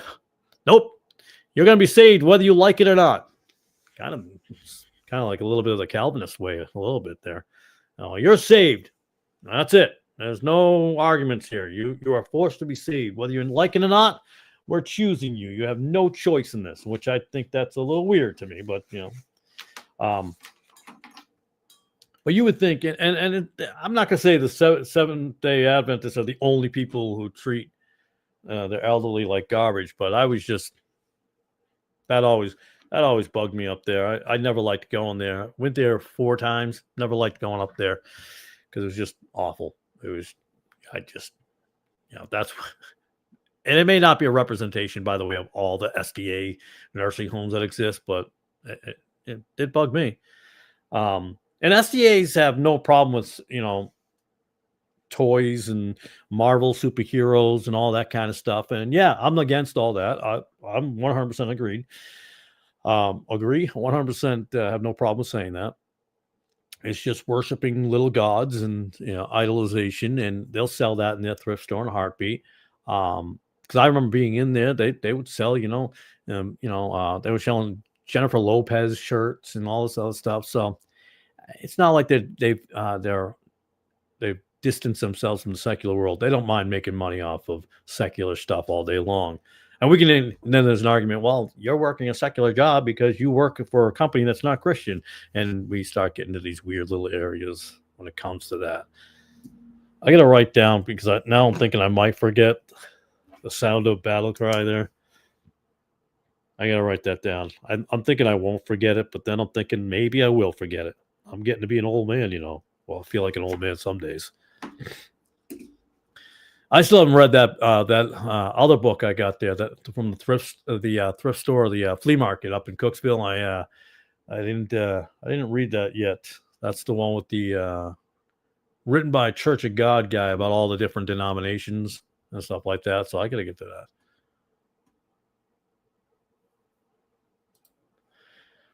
Today, a Calvinist family member said, "I hope I'm going to heaven."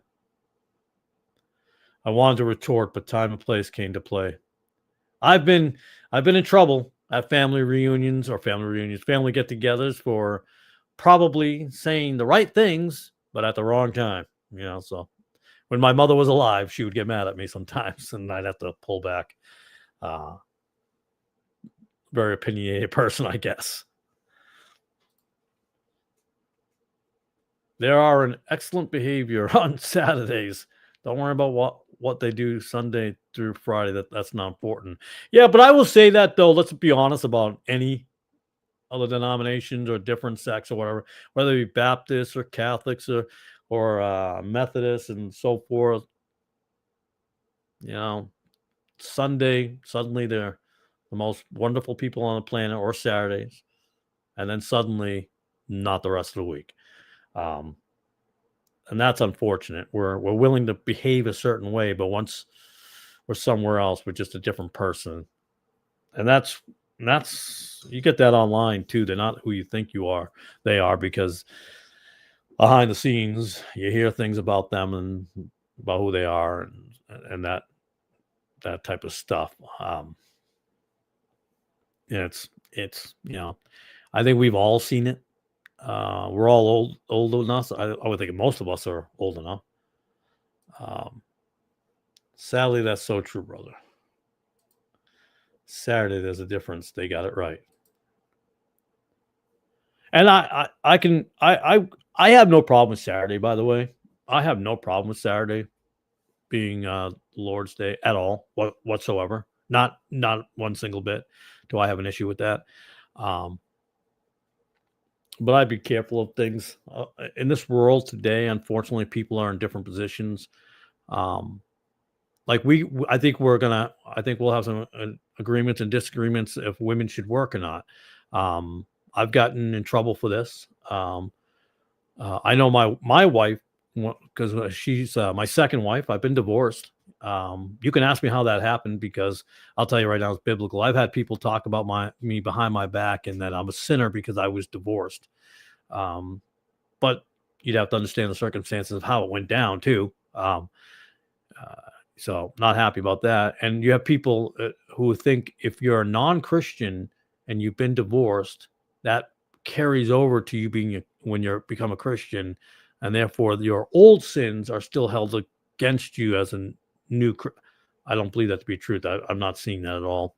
And I feel a lot of people have been down on that one. You have single mothers that are Christians out there right now. I know a couple of them, and to be told that they're sinners because they're single mothers, well, have you got any right to say something like that if you don't know what's going on? If you know for a fact that they are sinners, that's fine. But if you don't even know and you're just assuming things, that's a terrible thing to do. That's a terrible, terrible thing to do. And I would call you not a Christian for that approach, because you don't have a clue to what their lives are like and what they've gone through. So I've spoken about divorce and remarriage before. I've done a couple of videos of it. I don't agree with Peter Ruckman completely on his view of that. That's one of the actual pamphlets I do have. I was curious of what he had to say about it. I agree with him and disagree with him at the same time on that one. Time frame is everything. When it happened. I used to know a guy who I used to do a program with. I used to do one of these live streams together with him, and obviously we broke fellowship. But he was someone who had spoke negatively behind my back after the fact about, he's been married. He's on a second marriage. He's not even a real Christian because he's been married and divorced, which is kind of funny because it didn't bother him before. But unfortunately, the same gentleman who very few people know, there's a few, Brother Jorge knows, he was married when he was 18 years old, and then he was divorced. And now he's teaching and preaching online. So you got a lot of people like that. And I'm not saying he's in sin. I'm just saying it's interesting how there are people who will say one thing about others, but be different for themselves. And it's very sad. It breaks your heart sometimes that people do those things and that they get messed up like that. It's unfortunate. There are legalities for divorce in Scripture, and the command for it are straight. Yeah. So, and I'll be very honest with you. My wife fornicated, literally, was with another man, and I would have to say the first thing I would want to do is, I guess it's an attack on a manhood, I guess. But we were having a lot of problems and troubles. I wanted to go to a Christian therapist, and she wanted to go to a non-Christian therapist, and that was a disagreement there. But the non-Christian therapist was saying, leave me. The Christian therapist we went to once says, we got to figure out how to work this out. But we didn't. And that's fine. And that's what happens to my ex-wife, so she went her way, and, it is what it is. So, and I'm not the one who filed for divorce. She was. So, and there are a couple of ways to look at that, but I'm married again to my new wife, who was a godly woman right from the get-go, which is amazing. God has blessed me with an awesome woman. And she too was, same thing had happened to her as well. And she was a single mother, and she was working when I met her, because she had to support her children. So how do you tell a Christian woman like that, you can't do that? Now we're married. She does not work, by the way, no longer works. She's a stay-at-home mom. a stay-at-home wife. And now I'm not knocking women who do work, because unfortunately there are situations that dictate, or they can't help that and they have to. There's a lot of women, I believe, that would rather not work, but they have to. For whatever reason that may be, they have to. I blame World War II for women working. I'm sorry to hear that. Former wife. Adultery, that's one of the reasons for a biblically legal divorce. Correct. But yes, I do agree with that too. So for me, I had been off the path for a while. I had messed up.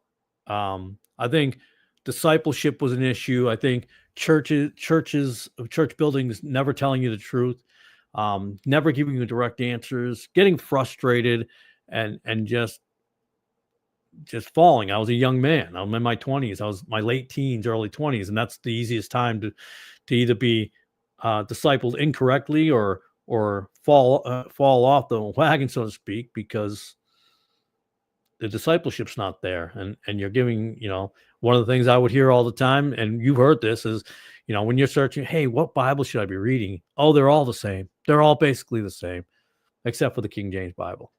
Tell me you have not heard that before. I'm like, okay, whatever. So a lot of things of that nature. And so I got into some trouble, and it was rough. It was a rough go. And I know when my son was born, I was back on the path. I was going to church, and now we can disagree that I shouldn't have been going to that church, but back in the path of doing what's right, and no longer involved negative things. My eating was better, and I don't know why I'm going off this track, but I guess I don't have a problem with sharing who I am. I don't hide things, but that's what happened, and these things happen, unfortunately, for whatever reason they happen for. They do. I mean, some things make you stronger. I do believe that I was allowed to go through a lot of different things to be able to discuss them now, to be able to say, hey, bro, dude, you do not want to do that, because that's not the best way to go. And I think, obviously, I don't know that I'm going to do a YouTube channel down the road. I don't know that I'm going to do a podcast years down the road. God knows I'm going to do that. I don't. So I think there's a preparation, like, okay, he's going to go through, so he can somewhat relate in different situations. He can relate to, getting stabbed or shot at, or being in a gang situation, or all these things, having a house burned down, having a car accident, all these things, to be able to go through all those things makes you, I believe, a stronger person at times. A lot of women just think working is normal, have no idea what the Bible. Yeah, and here's where I like to try to be careful. I think a woman shouldn't work if they don't have, if there's a man at home who can provide. I think that is the best situation. Absolutely. But again, be careful when we attack women who do work because of unfortunate circumstances that they have to. Some of it's just brought on by government, unfortunately. But I believe it's God's will for women not to work and be at home and rear the children and take care of the family. To me, that's biblical. Good evening, everyone. Hey, Brother Christopher. Good to see you, buddy. Oh, just a lot of that. Okay. Oops. I'm hitting a couple buttons differently. So we have to, to me, again, I've heard people be attacked behind the scenes on these things, and these are by men who are supposedly King James Bible believers, and that's unfortunately. I think there are too many off the path guys holding King James Bible who make other King James Bible believers look bad. And I don't mean just like the Westboro Baptist. I know that gets brought up a lot. I don't mean them. Which is kind of funny is the leader of the Westboro Baptist worked for the ACLU. He was a lawyer for the ACLU, and he was a Democrat. He was a staunch Democrat back in the day. I think that's kind of interesting, fascinating to me. So there are things that are going to happen. And God forgives these things. So when a preacher or a pastor says to you that you're disqualified for something because of a sin 20 years ago, 30 years ago, that is, in my opinion, a sin in itself. I've never heard him say that. Like Nick says, there's KJ only, and then there's KJ ugly. I guess so. I've never heard him say that. I haven't followed him long enough to know him. He's a more recent follow. I've probably been watching him for what? I don't know, 3-4 months now. I think I've been watching him. Has it been longer than that? I think it's only been like 3 or 4 months. I think since I've been watching his stuff. And I think I came across him I think on that channel, Truth in Christ. The guy who does the numbers and stuff like that. Does the 7-7 or decoding the Bible or something like that. I think that's his name. So a year and a half here. And I think he's got some solid, good stuff. I think I'm interested in those things. But I don't need to know it. I think some people think they need to know those things to be in the right, which they don't. Truth is Christ, Brendan Peterson. Okay. I thought it was Truth in Christ. I apologize. Truth is Christ. Yeah. I think I came across his channel, was watching one day, and he was on there, and I don't know what he was even talking about, to be honest with you, but I liked what he said. I thought he made some good points. I'm like, I'm gonna have to check out this guy's channel. And little did I know that I would be watching like a marathon channel every time I tuned in. And I mean that with all love, man, all love and respect. I know that we've gone here 2 to 3 hours, but to double that, I'm not sure that I'd ever be able to make that. That's like working a shift, Like I got up 4:30 this morning to go to work for 6. Get out of work because I volunteered to work. Our job, they don't. They had the day off today. They had yesterday off and today off, but they were wondering if there'd be any volunteers because they had to run some shuttles, some trucks, shipping down to the warehouse area. So I volunteered.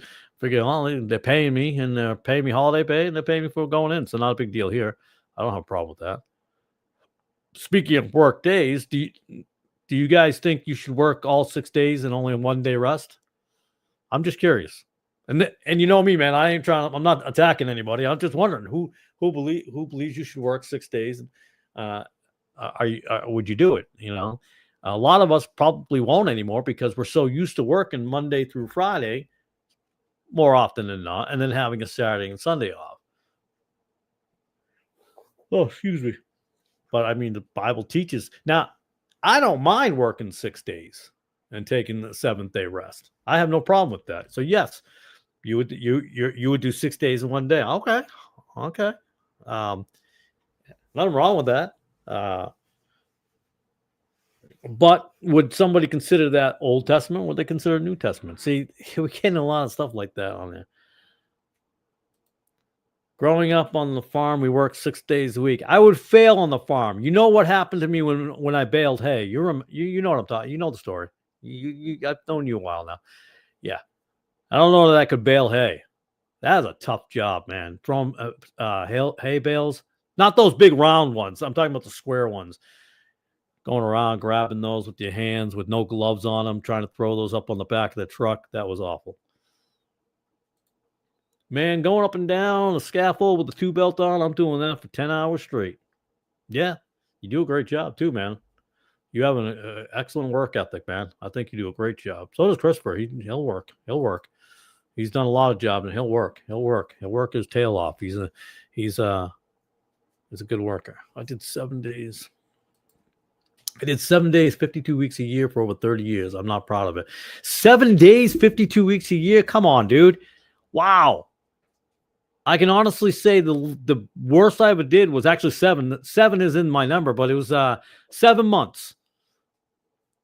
I was there every day, 7 months, from 8 in the morning to 10 at night, for 7 months. And I thought that was bad. Yeah, that was a situation I got roped into. I don't know how I got roped into it, but I did. But I even learned from that situation too. So I got to be honest with you. So everything, I guess, happens for a reason. Whoops, sorry. When you own your own business, there's no time off. Oh, okay.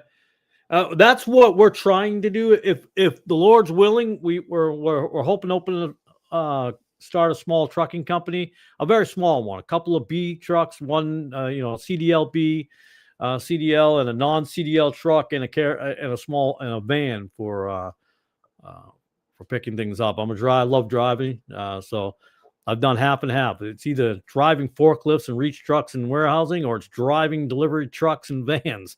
So it's just what the two things I love to do. So Lord willing, we're hoping in 2027 that can get off the ground, because I think I'm going to have to work for myself, because it's going to be a crazy time.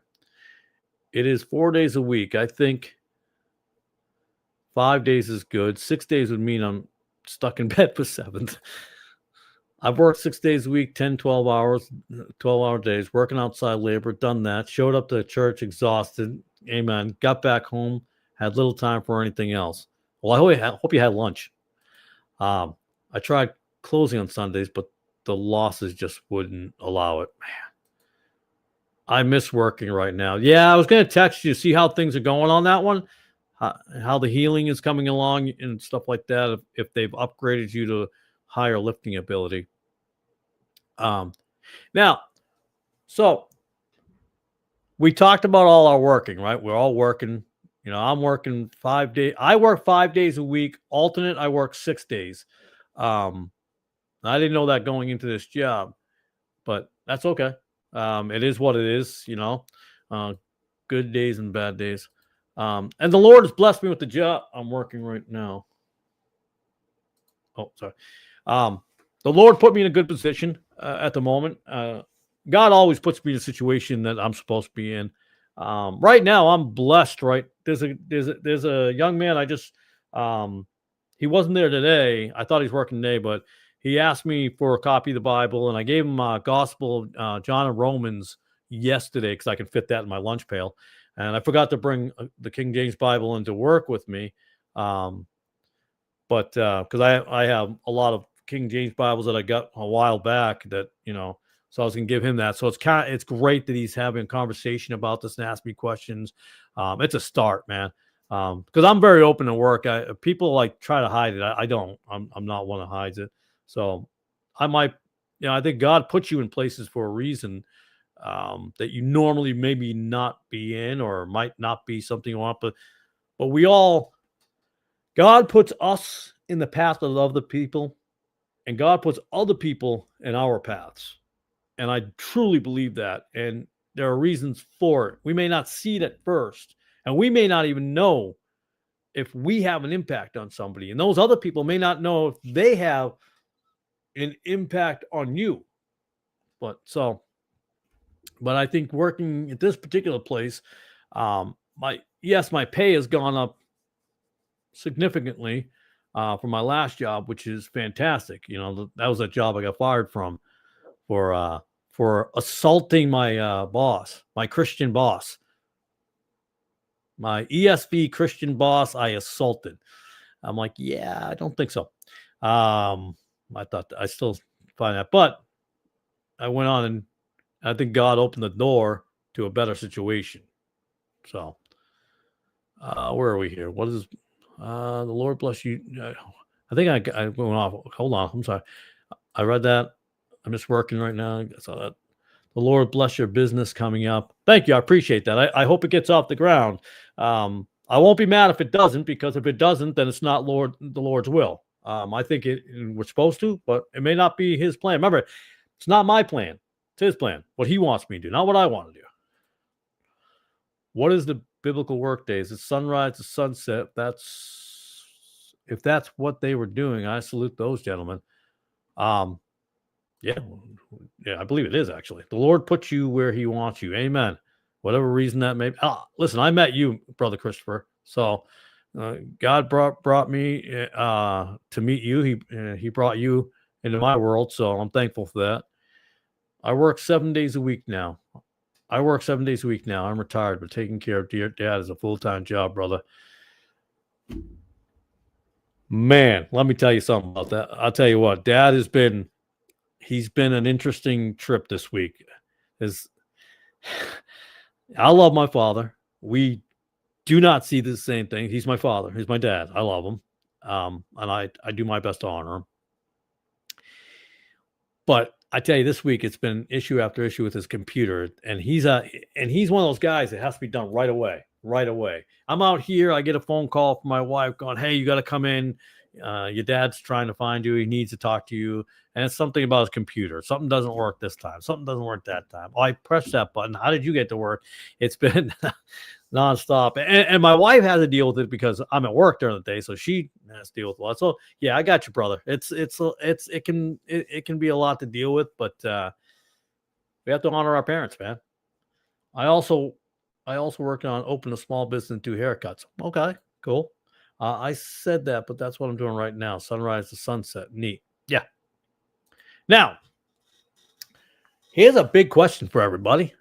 Do you believe, and I'm using these words, you may disagree with if they should be called a pastor or a preacher, but I'm just using it because this is the word, this is a verbiage that we all will understand.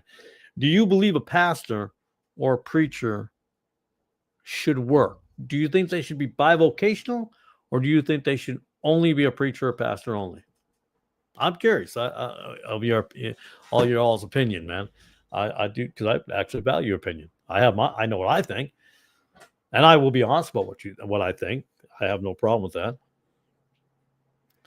But me, and I'll tell you right up front, so I'm not waiting to answer for other people. So I don't have to. Some people will wait to give their answer because they want to see what everybody else says before they give their answer.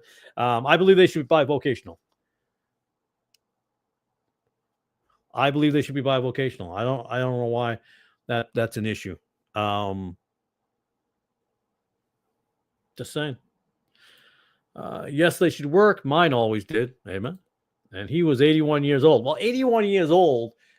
Now that will get into where I think they'd be for me. I think there's a cutoff of when they shouldn't have to work anymore, and we take care of and so forth. At that point,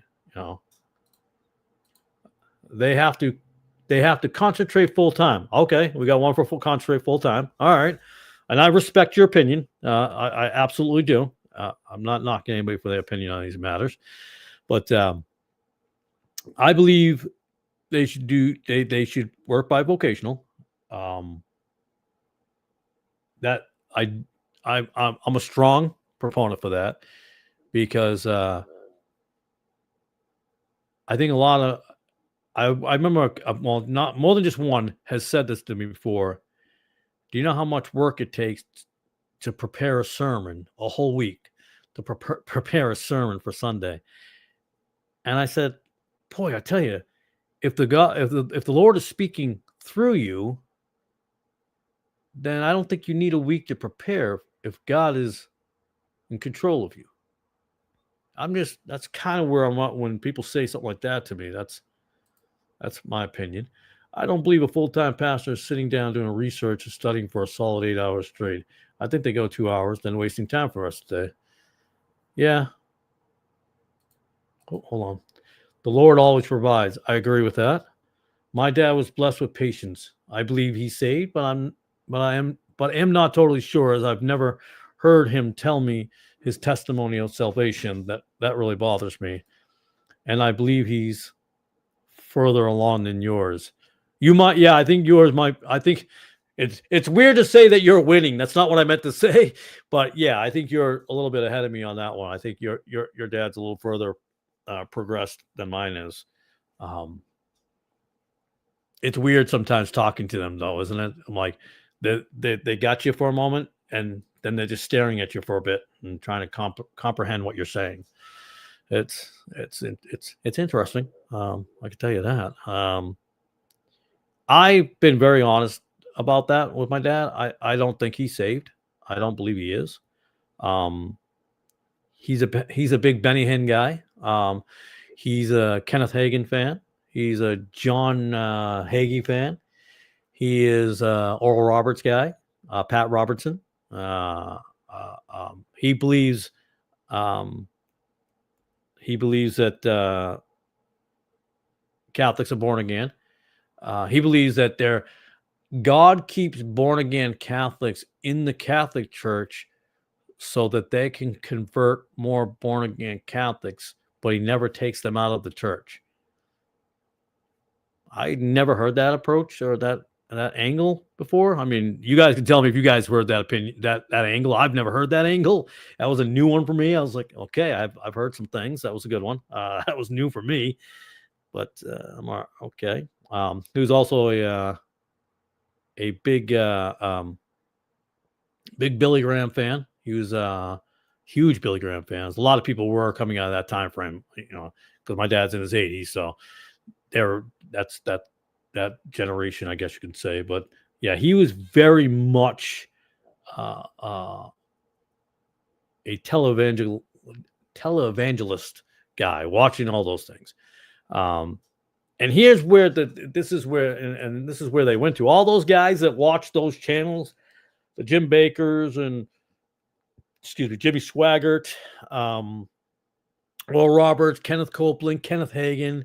I'm trying to think of all the names that I remember him watching. John Hagee, like I said before. I'm trying to think of some more. I know there's some more that I'm probably not remembering. If someone says it, I'll probably remember it in a heartbeat. Oh, Jerry Falwell was another guy. You liked him. Billy Graham, Pat Robertson. Somebody throw some names at me because those. But anyways, those same folks, where are they? Did they gravitate to? They now go to the Sid Roth guys, and Jim Bakker is still around apparently. I think somebody told me Jimmy Swaggart just died recently. I don't know if that's accurate or not, but I think somebody just told me that. Not just told me that, but recently said that Jimmy Swaggart died. So, and they were big on the tithing, 10%, if not more. Now, if you're going to a local assembly, church, congregation, I know there's an argument on the word church in congregation. I know some sort of, but anyways, a local place. I don't have a problem throwing $20 into the coffer. $10, $5, $8, $12, whatever. If I'm going to go somewhere and the lights are on and I'm in there, I mean, I think it's your duty. I'm not there to pay the pastor or the preacher, and I'm using those verbiages because we all understand them. I know that people get upset with the word preacher, pastor, and there's controversy on all that, but we know that's a descriptive word that is used. But if I'm in there and the lights are on and I'm benefiting from the heat or the AC that day, why would I not throw a couple dollars in? That's my opinion. Oh dear, I think you're talking about our dads. Does your dad read the Bible? He does not. He does not. He is one of those. I don't know if anybody's heard this type of person. I've read the Bible. I know the Bible. Okay. Interesting. We keep praying for grace for them to have an encounter with God for themselves. Amen. I hope mine anyway. I definitely hope. I hope Brother Calvin here as well. I really didn't find out about what a heretic Billy Graham was until 2003, and wasn't even sure about creation versus evolution until 2002, just after coming to the KJB. Now, did you grow up Pentecostal like I did? Were you fully Pentecostal? Well, I'm not going to say you're a Pentecostal, but I think most of your background was like mine growing up as a kid, was in the Pentecostal church. But I never liked Billy Graham. He's another one of those guys that just struck me as odd. He didn't seem right to me. Kind of like Robert Schuller. The first time I ever watched Robert Schuller. Is that who I'm thinking? Robert Schuller. Is that the guy with the glass cathedral? I think he had the glass cathedral. He's another one that struck me as weird too. Just something didn't seem right. And I count that to the reading of modern versions for 24 years of being saved. You grew up Baptist. Well, wow, that's cool. That's interesting. So you grew up Baptist. So, and you're more from the South. So you'd be SBC because I think was not Billy Graham part of the Southern Baptist Convention as well? I'm pretty sure he was. Same organization of Rick Warren and sorts like that. Um, that see, this is what I mean. I've talked about this before, that we assume all Baptists are just these staunch King James Bible believing, little churches up the road, and they're not all not like that. They're not. I mean, look at the Stephen Andersons of the world. I mean, with all the anger, he's an independent fundamental Baptist, very angry guy, always yelling. Brian Denlinger, we only because we talked about him earlier. He grew up a Baptist too. Who was telling me that? Someone sent me an email about that, and he said they asked me what my problem was with Brian Denlinger, or no, somebody made a comment to me. That's what it was. If you're a Baptist, he was a Baptist too. I'm like, yeah, but I'm not a Baptist. I thought that was weird because I'm like, well, you went to a Baptist church. I'm like, but that doesn't make me a Baptist. So that means I'm a Pentecostal because I went to a Pentecostal church. No, you make a choice to be something. When you're a kid, you don't make it. If I went into a Wesleyan church, which I've done once, that doesn't make me a Wesleyan. That's, it's just weird. Primitive Baptist at that. No stringed instruments. Solid Calvinists, etc. Yeah, so I think we talked about music last week, and I think there has to be a line drawn. I play guitar, not very well, but I play guitar. That's a stringed instrument. I think David, maybe I'm making excuses, but David had a stringed instrument being a harp. So I think there's a line to be drawn. I'm not saying that we got to all of a sudden turn into a Fender Stratocaster and become, AC/DC and Metallica in a church. I think that gets a little out of control. So I'm fine with strings. Robert Schuller interviewed Billy Graham. If you can find that clip, it's proof both were heretical. Oh, I don't even need to see the clip, but I will look. I'll try to look for it. But yeah, that doesn't surprise me one bit. You know where I think I might find it? Brother Tribal Fire. Is it on your station, on your channel? Because you got some good stuff on there like that. So, but yeah, that doesn't surprise me whatsoever. Hey, Brother David. Thanks for showing up. I appreciate your time. Thank you for hanging out. Thanks. Glad to have you. There's harps in Old Jerusalem days. Yes, it was. I went to an IFB church, but it wasn't like the Stephen Anderson type of IFB. I'm not sure if he falls in the subgenre. Yeah, I think you're right. I think he's the new IFB, or he's the creator of new IFB or something. I don't know. I know that actually the way I found him was through a weird situation, but yeah, he's a different cat too. And I think I saw on Nick's channel that he was doing that he's all up in child abuse now, or he did child abuse or beat all his kids and his wife or something. I don't know. But he was an angry man. He was always angry. You see these guys are always angry, just angry. And that's what it leads to. I'm very fascinated, and that may not be the right phraseology. By the way, I've never looked it up, but I still think phraseology is my own word. So I'll have to talk to Webster's about that.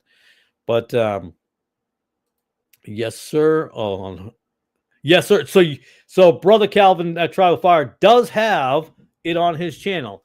Brother Jorge, since you're now a moderator, if you can pull his channel up, if you can just put it in the link, if anybody wants to go to his station, it's not a radio station, it's a channel. He's got some pretty neat stuff over there. Some stuff I haven't watched because it doesn't interest me anymore. Like that scroll, then I'm good. But got some neat stuff in there, some good Roman Catholic stuff. I think he's got some Mason stuff in there too, as well. Check out Dave Hunt's take on Graham too, when you have time. So Billy Graham's a real puzzle to me. Yeah, he's a weird. Yeah, Billy Graham's just nuts. Thank you, brother Jorge, for putting the link in there. I appreciate that. 2-part series. Okay, 2-part series. But there's, I tell you, there's just a lot out there. There's a lot out there. I'm having a squirrel moment, guys. Help me find a Bible. So I didn't realize I had this Bible. And thanks, Brother Jorge. And I don't know. I haven't done the research yet on this. It is written. Well, this edition is. Well, I thought this said 1900 something. It was in one of my boxes, and I didn't realize it was in there. 1905, copyright 1905 by Louis Klopsch, Klopsch. But it doesn't tell me. It doesn't even say. It doesn't say King James. It just says red letter edition containing the Old and New Testaments. So that's this. I didn't realize. Yeah, it's kind of beat up, as you can see. It's kind of, but came across this, so I have so many questions about Freemasons. I've been reading that people say they are bad. What is your thoughts? So in my video that you were watching, I think you said you would check. Oh yeah, you made a comment on it. Not every Freemason person at the lower ranks is a bad person. They actually, many people don't know how deep and bad it goes. And I will say, Brother Calvin might have some stuff in there for that too. It's another thing he's got on his channel. But there's a lot of not good stuff about that. And that's why I had pointed out that in that video, the fact that how the government was telling you, hey, you know who else is being persecuted? Not just the Negroes and the Jews. I'm saying Negro, guys, because that's the word that they used in the War Department film in 1947. You can't be against Negroes and Jews. They're persecuted, just like the Catholics and the Freemasons. Wait, what? So if you're against those 4 groups, you're a racist and a fascist and basically a Nazi. And what do we hear these days? Same thing. Get the Nazi thing being thrown out again. There's nothing new under the sun. So there's a lot of bad in Freemasonry. In fact, Billy Graham was correct me if I'm wrong, he's a 33rd. I think Harry Truman was. I believe Billy Sunday was. He was a preacher in the old days. I think he was, if I remember correctly. But yeah, it's good.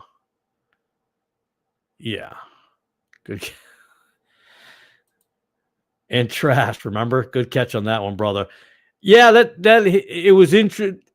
I don't know how I noticed that and why that. It just when I saw him do that, that's what struck me as it seemed like a symbolism, a symbolic move when he did. He threw the trash out. All those people. I mean, they're better than us. Freemasons and Catholics are better than us. They think they're better than us. They feel like they're better than us. People say, but what about King James Freemason?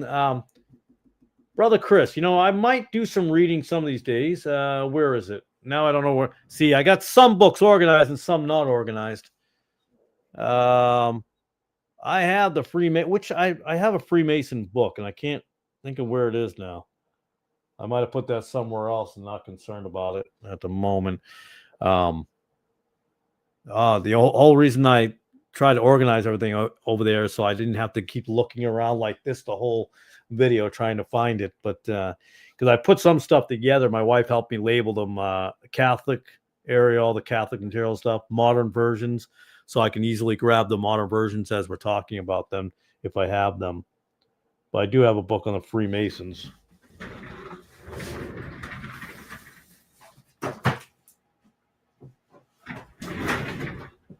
All right, here we go.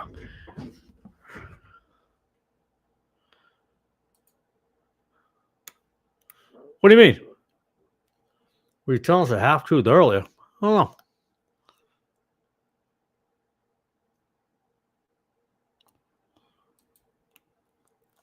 We're just watching some of that Dave Hunt video. We used to get Berean call for years. I wasn't telling you how. I organized the modern version Bible. It wasn't a half truth. That I worked on. Remember last week, I kept on trying to find everything. I had books piled up everywhere and trying to grab them. And so I finally got around to getting that done. But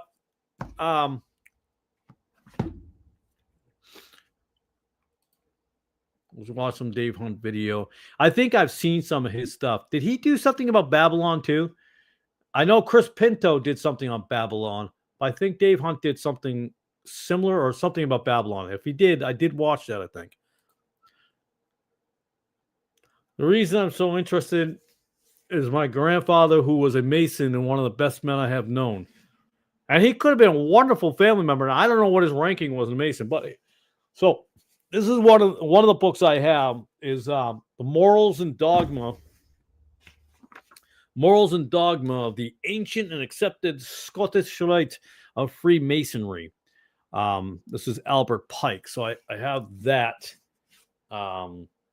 which I've showed you guys before. They have the interesting words in them. So we know a Freemason had it because there's some writings in there about Baal.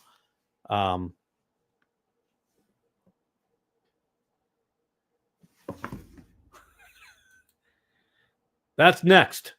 I was thinking about doing that next week, and then putting like a flickering or changes.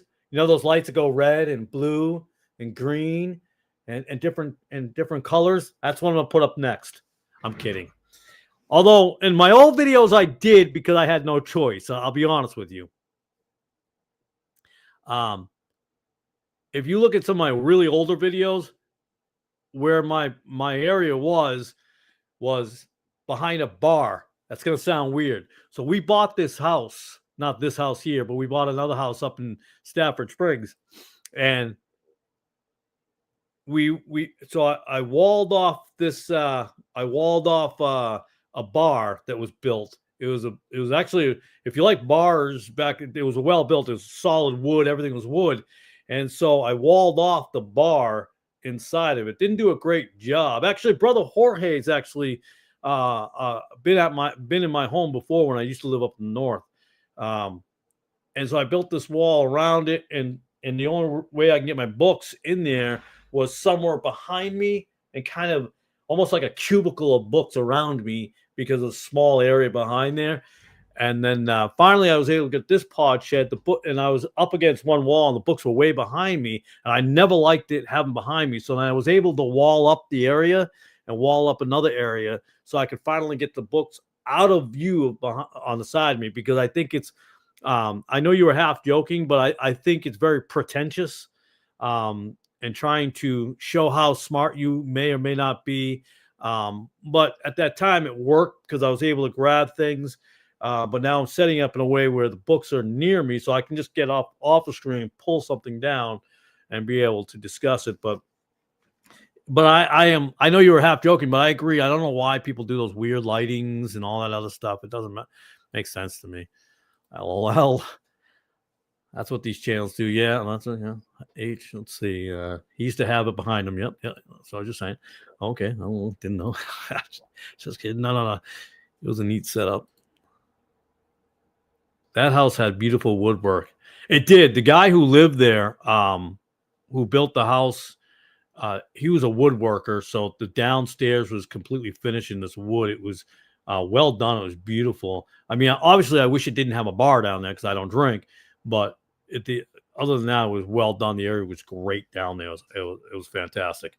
So I did enjoy that. You do know one only gets smarter when the books are behind, not beside you. Well, I'm in trouble then. That's like that smart water. I drink smart water sometimes, and that's not helping. So, I guess you can't depend on everything. But, and this was another one we're talking about Christopher, Brother Christopher. This is the Encyclopedia of Freemasonry. This is another one. And again, I pay a lot of money, high dollars for these books, big time money. I don't know if you can see that. Is that a Goodwill for $2? So, why not? So I think it's interesting. Somebody said to me that you shouldn't have this, or someone was saying that you shouldn't have this type of stuff in your house, and because then you'll somehow get demon possessed. And I'm like, what are you talking about, dude?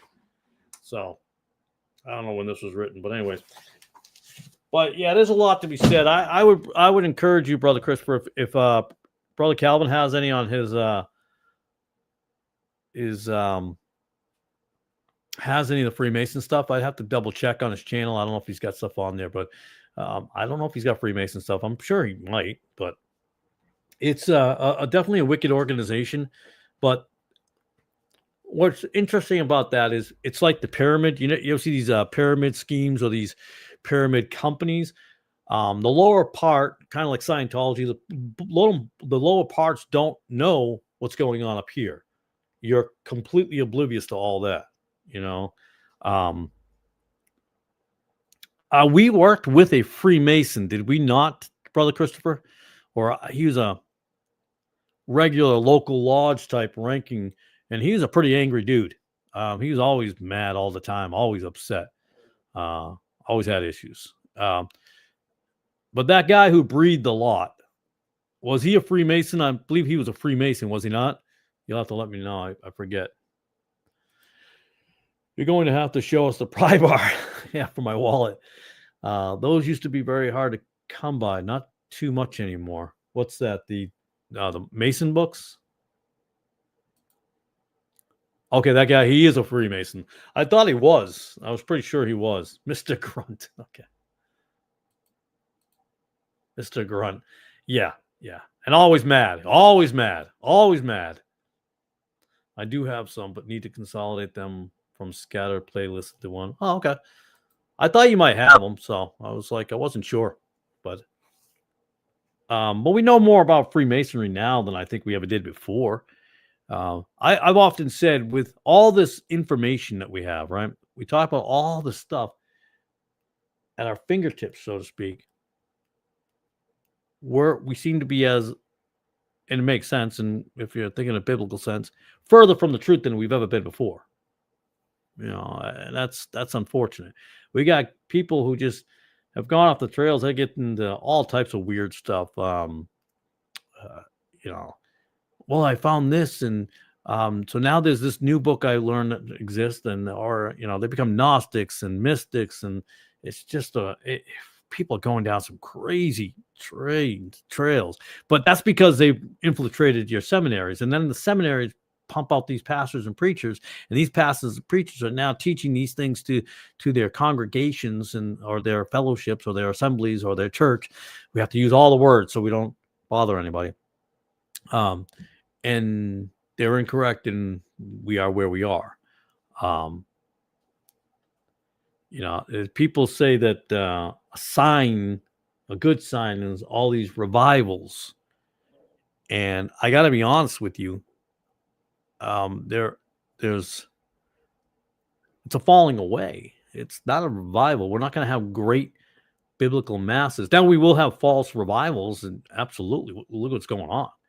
I mean, what's that college that had like 3 or 2? No, they had 2. One huge one in the 1970s, and then we had another one a few years ago. I'm not sure where it was. I want to say Ohio, but that's not it. I'm trying to think of where it was. It was a Methodist college. I can't remember what it is. It's bugging me now. Isn't it ironic that the greatest time in history for one to obtain information just happens to be not the smartest? Yeah. That's That's Kentucky. Thank you, brother. I couldn't remember where it was. I know they had one in the early, if I'm correct, anyways. And I could be wrong, but I think there was one in the early 70s as well at the very exact same college. But these are false revivals, though. A lot of this is false revivals. I'm not saying that people can't come to Christ all of a sudden. I'm not saying that there would be a lot of people coming to the Lord. I'm not saying that either. I'm just saying that these revivals, no. They're probably doing some shaking and baking themselves, kind of like that some were talking about over on Brother Nick's channel. And I do consider him a brother, by the way. I do. I don't know him, obviously. I don't know him personally, but he's I at this point right now, I would consider him brother. I'm not seeing anything that would lead me to believe otherwise. So that, but I was going to say something else. Boy, I'm always going to say something else, and I forgot what I was going to say because I'm talking about something else. And I'm not too far from Kentucky. I wonder what town that was in. Well, I guess I would be. If I'm in southern Tennessee, so what am I, like 3.5 hours, 3 hours from the border, Kentucky, I think. Although if I go through Livingston, can I go through Livingston? Brother Chris, can you go through Livingston to get to Kentucky? Can you go through that way? I think you might be able. Asbury Revival Loop live stream videos brought chat from the world. Oh, is that what? Oh, so they purposely just put it out there and creating this. It wasn't just some, and because I think it's created anyways, but it's weird. Somehow just the spirit was moving all of a sudden. No, slaying them all in the spirit. Got a lot of that going on. That's the gentleman over there is either a babe in Christ or lacks discernment concerning false prophets. I forget who we're talking about here. The gentleman over there. I can not tell you what we're talking about on that one. I'm trying to think. I'm really trying to think now.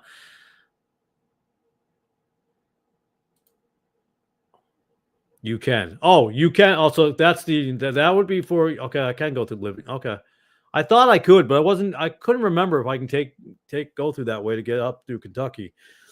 But I was thinking too. You can go if you go a long way up to 75 through Clarksville through that way, but you can actually go the back way and go through Scotts County and Campbell County. I'm trying to think of what county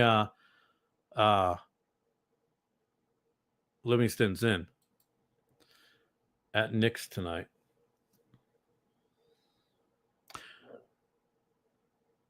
Yes. Wait, are we talking about the one who's very positive about people being slain in the spirit on the streets as he's preaching to them? Oh, so from where I'm at, about 2 hours. Okay. Yeah, because if I went to Clarksville, that's 3 hours. So yeah, because Kentucky goes across. I always forget it keeps on going further over. So yeah, so I can get up there and try to far. Yes, sir. Yeah, I was really confused by him, to be honest with you. I didn't say anything because I wanted to just let things stay. I was hoping things would get back on track a little bit with the Keith Foskey video, but I didn't understand what was going on with that one. I was a little confused. Asbury, Kentucky College started out humbly with kids repenting and praying, which can happen anywhere. I got you on that one. But I think what happened after that was, I think there were things that were fabricated. In fact, wasn't there a couple of KJV people who went up there and then they were kicked out because they were wearing the King James shirts? I could be wrong, but I feel like that happened.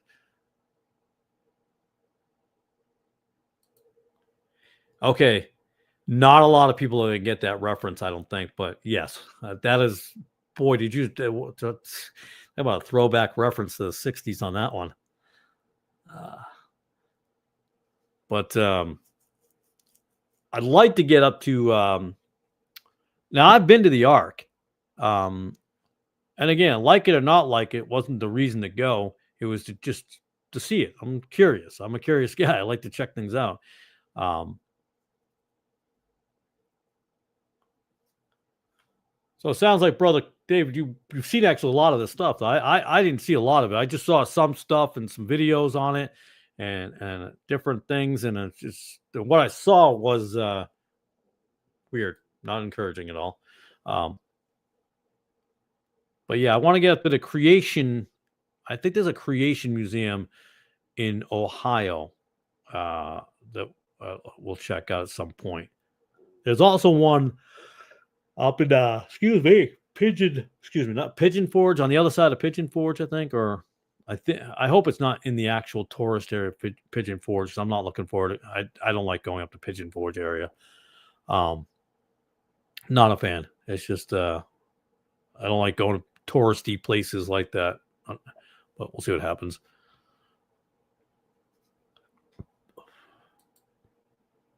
I'm impressed with just the obviously the millions of dollars put in it. But I will tell you this: I've been to the Ark, but well, not the actual real Ark. Not that old, but I've been there. We've been there once. And we were going to go again on our way down when we were moving, but we didn't. We went on when we came down for a vacation to look for a home. We had gone there on our way down. Then we were going to go again, but we did not. But the only thing that I can tell you about the Ark that's not accurate, I'm pretty sure I can say this without a problem. There was no gift shop at the bottom floor of the of Noah's Ark, the original Ark. So I think they were wrong on that one. I think they were wrong on the specs on that one. Just saying. I'm sorry. I'm just kidding around. Yeah. Ron Wyatt went to the original. I don't remember. Did they actually find it? Did he actually find it, or there was controversy about it? I remember he's got a. That's going back some years. I know he's got a couple of documentaries. I think right, a couple of movies or videos or whatever you want to call them about that. But I think somebody they dedunked it or something. I don't know. Debated. I'm just saying. I mean, I don't know. I mean, you could think it's in there. That's fine. If you don't mind my joke here, don't get offended. You have the liberty to believe that. That's just a joke. I'm just trying to have some humor, man. Wyatt discovered the original. Yeah.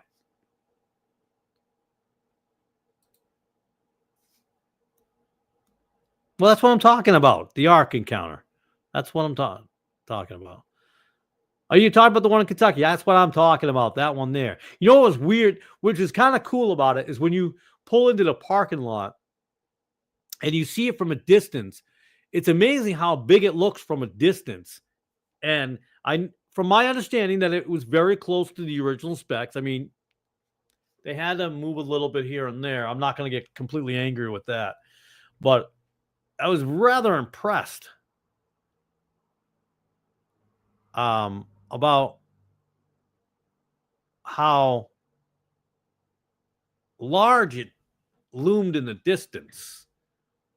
I thought it was cool from that aspect. I don't want to get into the whole, whether we should have built it or Ken Ham or the accuracy, blah, blah, blah. And Ken Ham's a sinner and all that. That's not what I'm talking about. Just the fact of the specs, if made to the specs, it's pretty amazing. Yeah, I thought it was a pretty cool deal. Oh, you were talking about debatable about. Okay, never mind. I thought you were making another joke. I'm sorry. 1987, 90. Truth is, Christ did some re-showing bids a few years ago of Ron Wyatt docs. We got a Verbo house on many acres. Made a weekend of it. Enjoyed that. Yeah, I think we're gonna try and purchase a small camper next spring, and maybe hit one of the KOA grounds if we can find some up in that area to keep it cheap, because when you have to get a place to stay, it gets a little expensive. I know we spent a lot of money one month at a place because house searching, but anyways, but also what was not accurate, and I'm just gonna wing it here at the original Ark. And when Noah built it, there were not zip lines. I'm pretty sure there were no zip lines as well. I'm just saying. They didn't have those as well. But I think it's an interesting experience. Some people will just be vehemently against going to it. Yeah, I know. Ken Ham's an ESV guy. I got you. I agree. I think it was pretty cool. to think, and we talked to the boys about this, and we were trying to get it across them because sometimes a visual is a much better learning aspect of something. And we're talking to boys. Imagine they didn't have what we have today, and there was no, Brother Jorge wasn't there with his scaffolds and all his, his type of equipment and lowering down. There were none of these things, all these pneumatic drills and so forth. And to build that is absolutely amazing. Sometimes you have to stop and go, man. I say that sometimes when I'm driving around looking at the mountains. I'm just in awe of what God has created. It just amazes me. So let's see. Yes, I think it's over 2 hours, and there are many others in that vid who go there to show they are for real. Speaking of biblical, although I am convinced the real Mount Sinai is in Saudi Arabia, amazing finds in that area. Just saying, side note. Yeah, I mean, I haven't seen some of the stuff, but I think there's some pretty neat stuff they keep coming up with and they find. Like anything, the truth will, show itself over time. But I know that I don't want to go to Israel in the sense of the Perry Stone vacation trip things. But not Perry. Yeah, Perry Stone does all those weird things, but I think it's pretty cool if to maybe go there one day if we could, but I don't know. Well, yeah, he would have to be because they've moved on from the ESP to the LSP now. That makes sense to me. He definitely promoted it. Yeah. So that's what I'm saying. He moved from the ESP to the LSP. That's the new modern Bible. So he's the new modern thing, and that's what bothered me too about the Ark Encounter. I don't know if you picked up on it or not, but the writings on the wall and some of the wall areas were from the ESV, so it kind of bugged me a little bit. So I try to overlook that part of it. So it's tough. Thought so, like but it makes sense. If you're an ESV guy, you're an LSP guy now. That's just the way it is. Although, it's debatable if whether these guys were on LSD when they wrote the LS. Okay, that was mean. I'm sorry. That's not that ain't right. Speaking of Legacy Standard Bible, do you think John MacArthur was saved? Didn't George am I saying his name right? Antonios, George Antonios, or his brother Jorge likes to say Georgie. I think he was. Didn't he say that John MacArthur was definitely saved? I don't remember because I know he did a video or a short thing on that he was definitely saved. I don't know. He gives a lot of time to a Calvinist. I know that on there, or a struggling Calvinist, which is an interesting thing. It's how did I know you were going to say that? It's Dr. Georgie.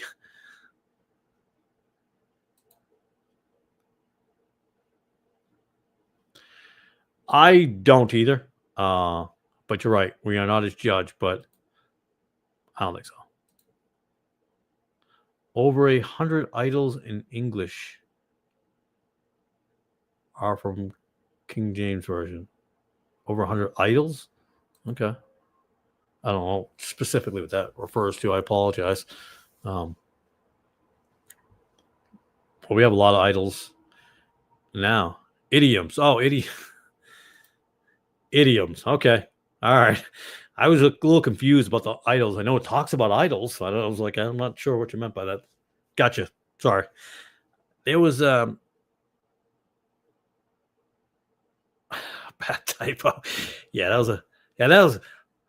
was like me voice texting. I think somebody on the Nick's channel did a text to talk thing, but I voice text sometimes and it comes out all wrong. I'm like, it just doesn't say what I'm trying to say at all.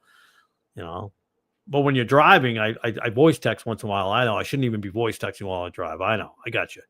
But sometimes I'll voice text real quick, and it doesn't say what I'm trying to say, and then I gotta reiterate it.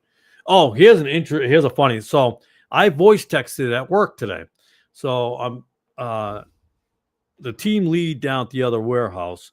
I let him know that the Gaylords were coming down to the warehouse. So I voice texted, the next truck contains all the Gaylords, and it put the G in there, but it blocked out the rest of the word like it was a bad word. You know how they put the asterisks in there? I was like, why is it putting the asterisks in there?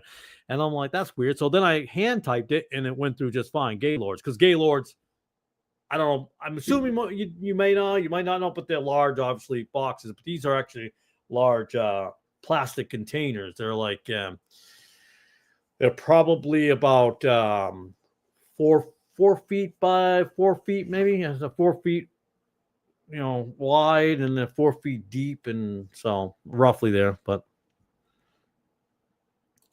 yep, voice text is horribly hit. Yeah, told my boss I was going to Northville. It came out in North Korea.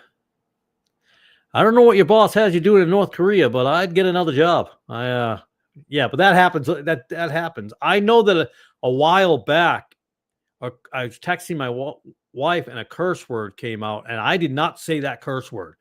I had to text her back. I'm like, I didn't say that. That's not what I said. I didn't say that. That was voice text. I voice texted Brother Jorge sometimes, and it comes out wrong. I've never cursed at him, but I've misspelled things. The voice text will do that wrong. I probably have done it to Brother Christopher before. It's probably voice texted me. I probably voice texted him something I shouldn't have, and it came out wrong. So it's just weird how that works. But I thought it was kind of weird how, the Gaylord was, blocked off. Good thing you explained, because I had no idea Gaylord was. Is that a joke or? But it's a weird word though. I knew it. I've known the word for obviously years. But every time you think of the word, when you're my age, you remember as a kid in 8th grade, you would call somebody that word. You go, you're a Gaylord. You know what I mean? And little did I know, later on, it's an actual thing. It's Yeah, your accent would probably trigger it sometimes. Dr. George, he has a regular, secular, a very intelligent man from England that's very close to accepting Christ, in my opinion. But he keeps confusing him with dispensationalism, gap theory, and other stuff unrelated. Yeah, see, we get into those type of things before, you can't give them meat without starting them off with milk. I also think of Gerber baby food when I'm talking to people who have kids. And I tell them, like, you start them off with Gerber, the small food there before you get into the solid food, and that's just how that works. Yes, a warehouse container, yes, sir. I remember it as the kid versions. Wait, back up. Where am I? Because I had no idea. Yeah, I don't know. But yeah, then we get to gap theory. Gap theory. My goodness. That's why we have a John and Romans to start off with. I mean, how do you get into gap theory so quickly into things like that? He's got that kid Dave on there who is, I think, really mixed up. I'm not sure on him. I feel sometimes like he's leaning the right direction. It looks like he's gonna come, and then he just goes off into these weird areas. He is very much, in my opinion, scholarly dependent. He seems to he holds on to that more than he holds on to the Bible. So he believes in the Bible, but then, well, these scholars say, and I'm like, well, that's where you get into some problems sometimes. I'm not saying every type of person who could be considered a scholar is a bad person. I'm just saying when that's the dependence, that's kind of like the Catholic Church, in my opinion, of relying on all the outside material and less on the Bible. And I'm not saying a commentary or something can't be good, but if that's your only dependency and you're not relying on the Bible more, then I think you're more apt to go way off course. And there's too many men, by the way, think they got all the answers. Man, I don't got all the answers. That's why we have brothers and sisters, man. Brothers in Christ, we're here to help one another. I mean, there are things that we look at, and somebody brings something to your attention. Listen, Bryson there a week ago when I think it was a week ago when he was really into the conversation of Syriac and Aramaic. I think actually he was debating with you, Shall Stand Forever. And that's when I realized maybe, I might make a video really outlining my opinion on this, and putting into, kind of going through it, of because I have studies that I've done on it, and the etymology, and the origins of it, and the location geographically and so forth. So longer to get into, but I think I'm gonna probably put that together. It's not something I thought I'd ever do, but you know, judging by that conversation, like, hey, maybe it's something I'll put out there. Agree or disagree, I'll be putting it out there. That is for sure. Um, but there was one more thing. There's always one more thing. There's always one more thing I want to say. I told my wife, it's funny. I says, "Hey, I'm gonna try to make these from 8 to 11 and not go past 11." And then I realized after telling my wife that, I'm like, "Yeah, I can't make promises like that." I sometimes, and she knows that too. She knows that. Listen, sometimes things go down different paths, and you have a good conversation. Oh, here,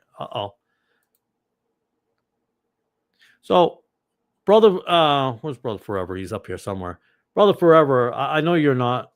Again, I make a couple of jokes, and I don't want you to think I'm making jokes at you or anything like that. I realized earlier some people take things personally. I made a joke earlier about, and I forgot what it was. I'm like, I hope you didn't take that as a bad thing. I try to make jokes and have humor. I think sometimes humor can be a great diffuser sometimes, or just having fun with each other. I think sometimes even brothers will take things wrong and get all offended for no reason, and just want to say that. And I'm not a Ruckman fan. Don't get me wrong. I'm not this big on Ruckman or anything, but I'll listen to a lot of different points of view, and I'll take things from them. Clarence, and the reason I thought of that was just because he brought up Clarence Larkin, dispensational truth. All Ruckmanites hold to dispense and gap theory. Larkin's book is a second Bible to them for sure. Yeah, I just started his book on dispensational truth. I don't have an opinion on his book yet because I just started it. So when I finish it, I'll give my opinions on it. I don't have a problem with that. But again, I'm okay with reading certain things, and getting a feel for things. There are things that I don't believe, but I'll read them. Um, like The Good and Evil by Michael Pearl. I have that book over there. I'm not a Michael Pearl guy, but I was curious of what that was going to look like and how he puts that out there. So, you know, like Dietrich Bonhoeffer. What's his name? Dietrich Bonhoeffer from Germany during the World War II, who uh, uh, was executed for trying to keep doing church. He was a Lutheran, I believe, but I have a book of his letters over there, and I'm not a Lutheran, but I was curious of what his stance was, his beliefs, and so forth and so on. Um, Dietrich Bonhoeffer. Thank you. I appreciate that, Brother David. And I have that book over there. Letters and Papers from Prison. I think that's what it says. Bonhoeffer is one to say his name.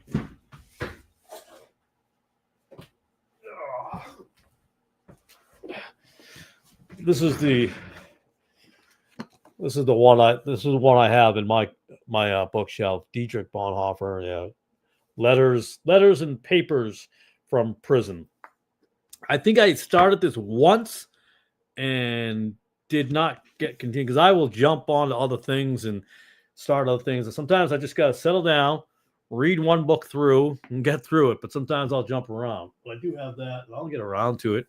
I think they made a movie out of his life. I'm not sure. I thought I saw something on that once. I was going to tell you guys, as I'm looking at Fox's Book of Martyrs, I don't know if you guys know this. Do you know that the Catholics have their own book of martyrs as well? I actually got that, and I didn't even know. Now I've lost it. It's Heroes at the Cross, I think it's called. Somewhere over there. But I thought that was interesting. One famous quote of his, cheap grace versus costly grace. That was interesting. I did not. Hold on. I'm going off screen again. Let's see if I can find it. Heroes of the Cross, an American martyrology. Martyrology. This comes from the Catholic Center Library, wherever that is. I don't know where that is. This was written in this is the third edition, 1947. Heroes of the Cross.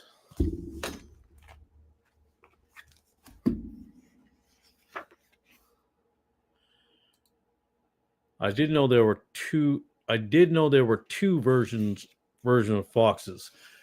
I had the older one. I don't know whatever happened to it, but I have a newer one now that I got about a year or two ago. But I had the older one, and I don't know whatever happened to it, which is interesting. But yeah, this goes through, who they believe is heroes of the cross in different areas, priests that were persecuted and all this good stuff. Do you remember on Brother Nick's channel, we're talking, somebody brought up Jonathan Edwards. Oh my goodness, off screen again. I'm going to end up with books all over the floor again. Now, this is it's old, it's ripped up. It's Freedom of the Will. This is the book I have. Again, another guy I started. He had a church up in Enfield, Connecticut. Correct me if I'm wrong, but I think in Enfield, Connecticut is where he had a church. He started in Northampton, or vice versa.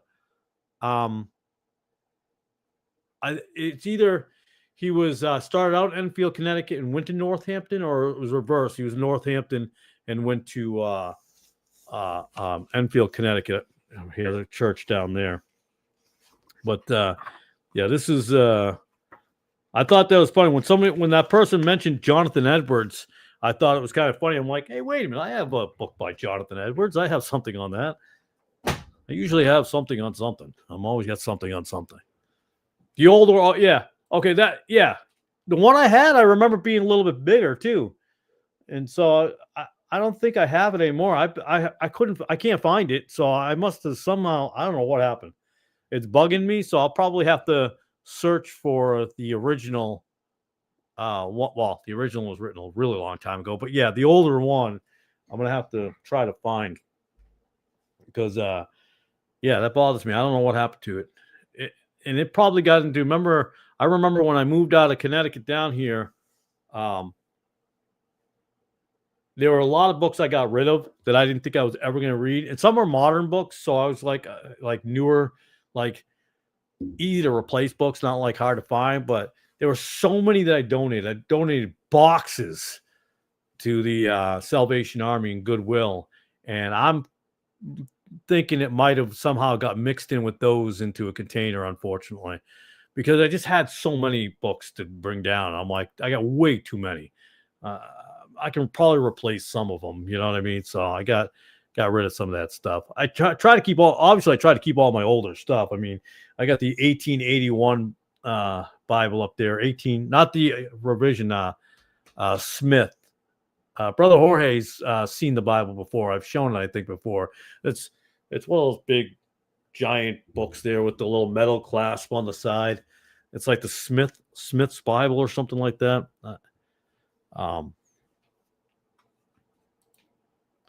Yeah, I'll have to look it up on audio. I didn't know that, so I'll probably take a peek at that to see where it is on audio. That'll be interesting.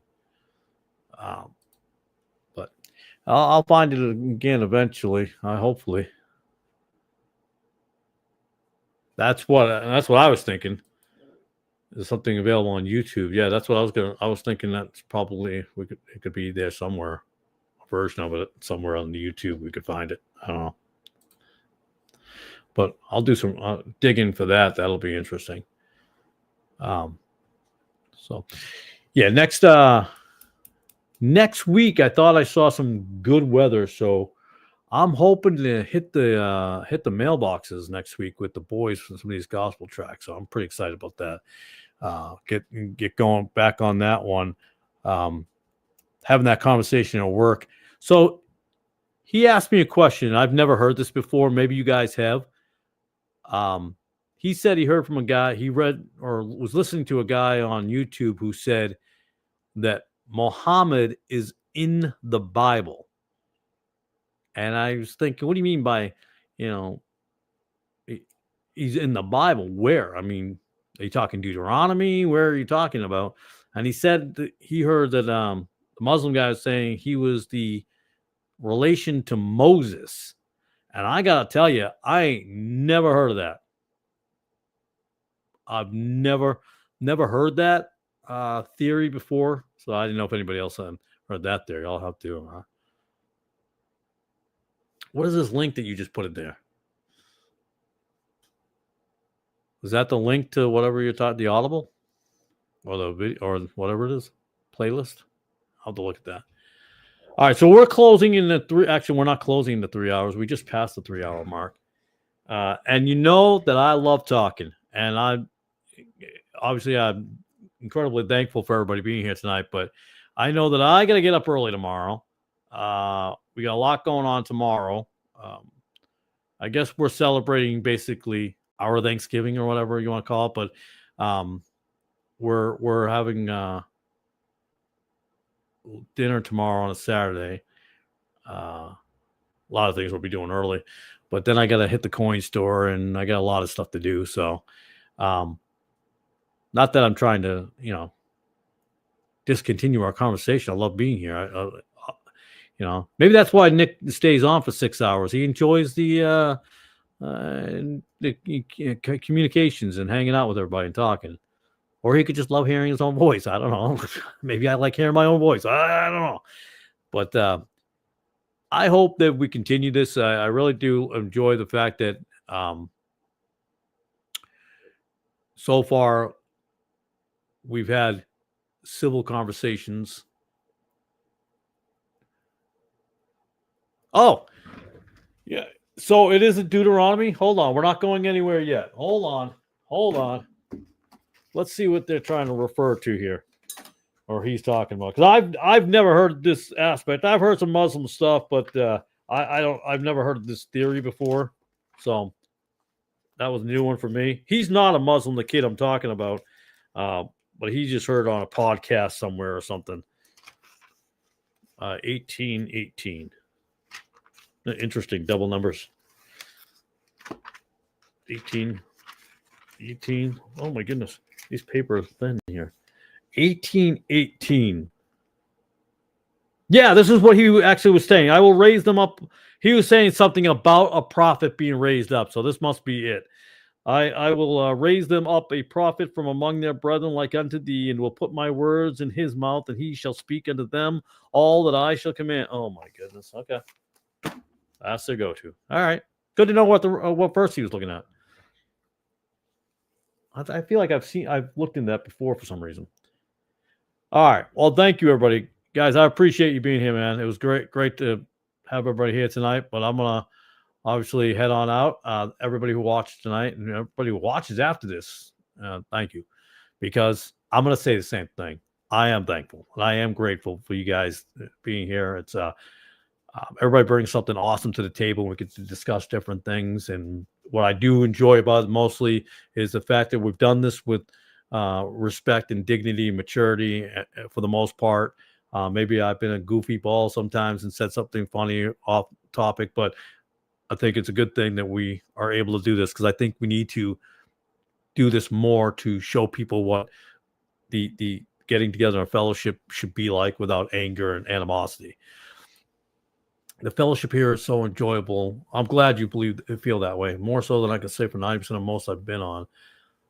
Thank you, brother. Well, I'm going to say you because you didn't say you, but I'm going to throw it in there for you, buddy. Thank you, brothers, and God bless you all. God bless you too, buddy. I appreciate everyone. All right. This is when I awkwardly look up at the end stream button to hit the end stream button. God bless, guys. Have an awesome weekend. I might see you guys in another live stream. Who knows? In somebody else's live stream. The only two I watch, but mostly one I'll watch. But thanks again, guys. I appreciate it. God bless. Have an awesome week.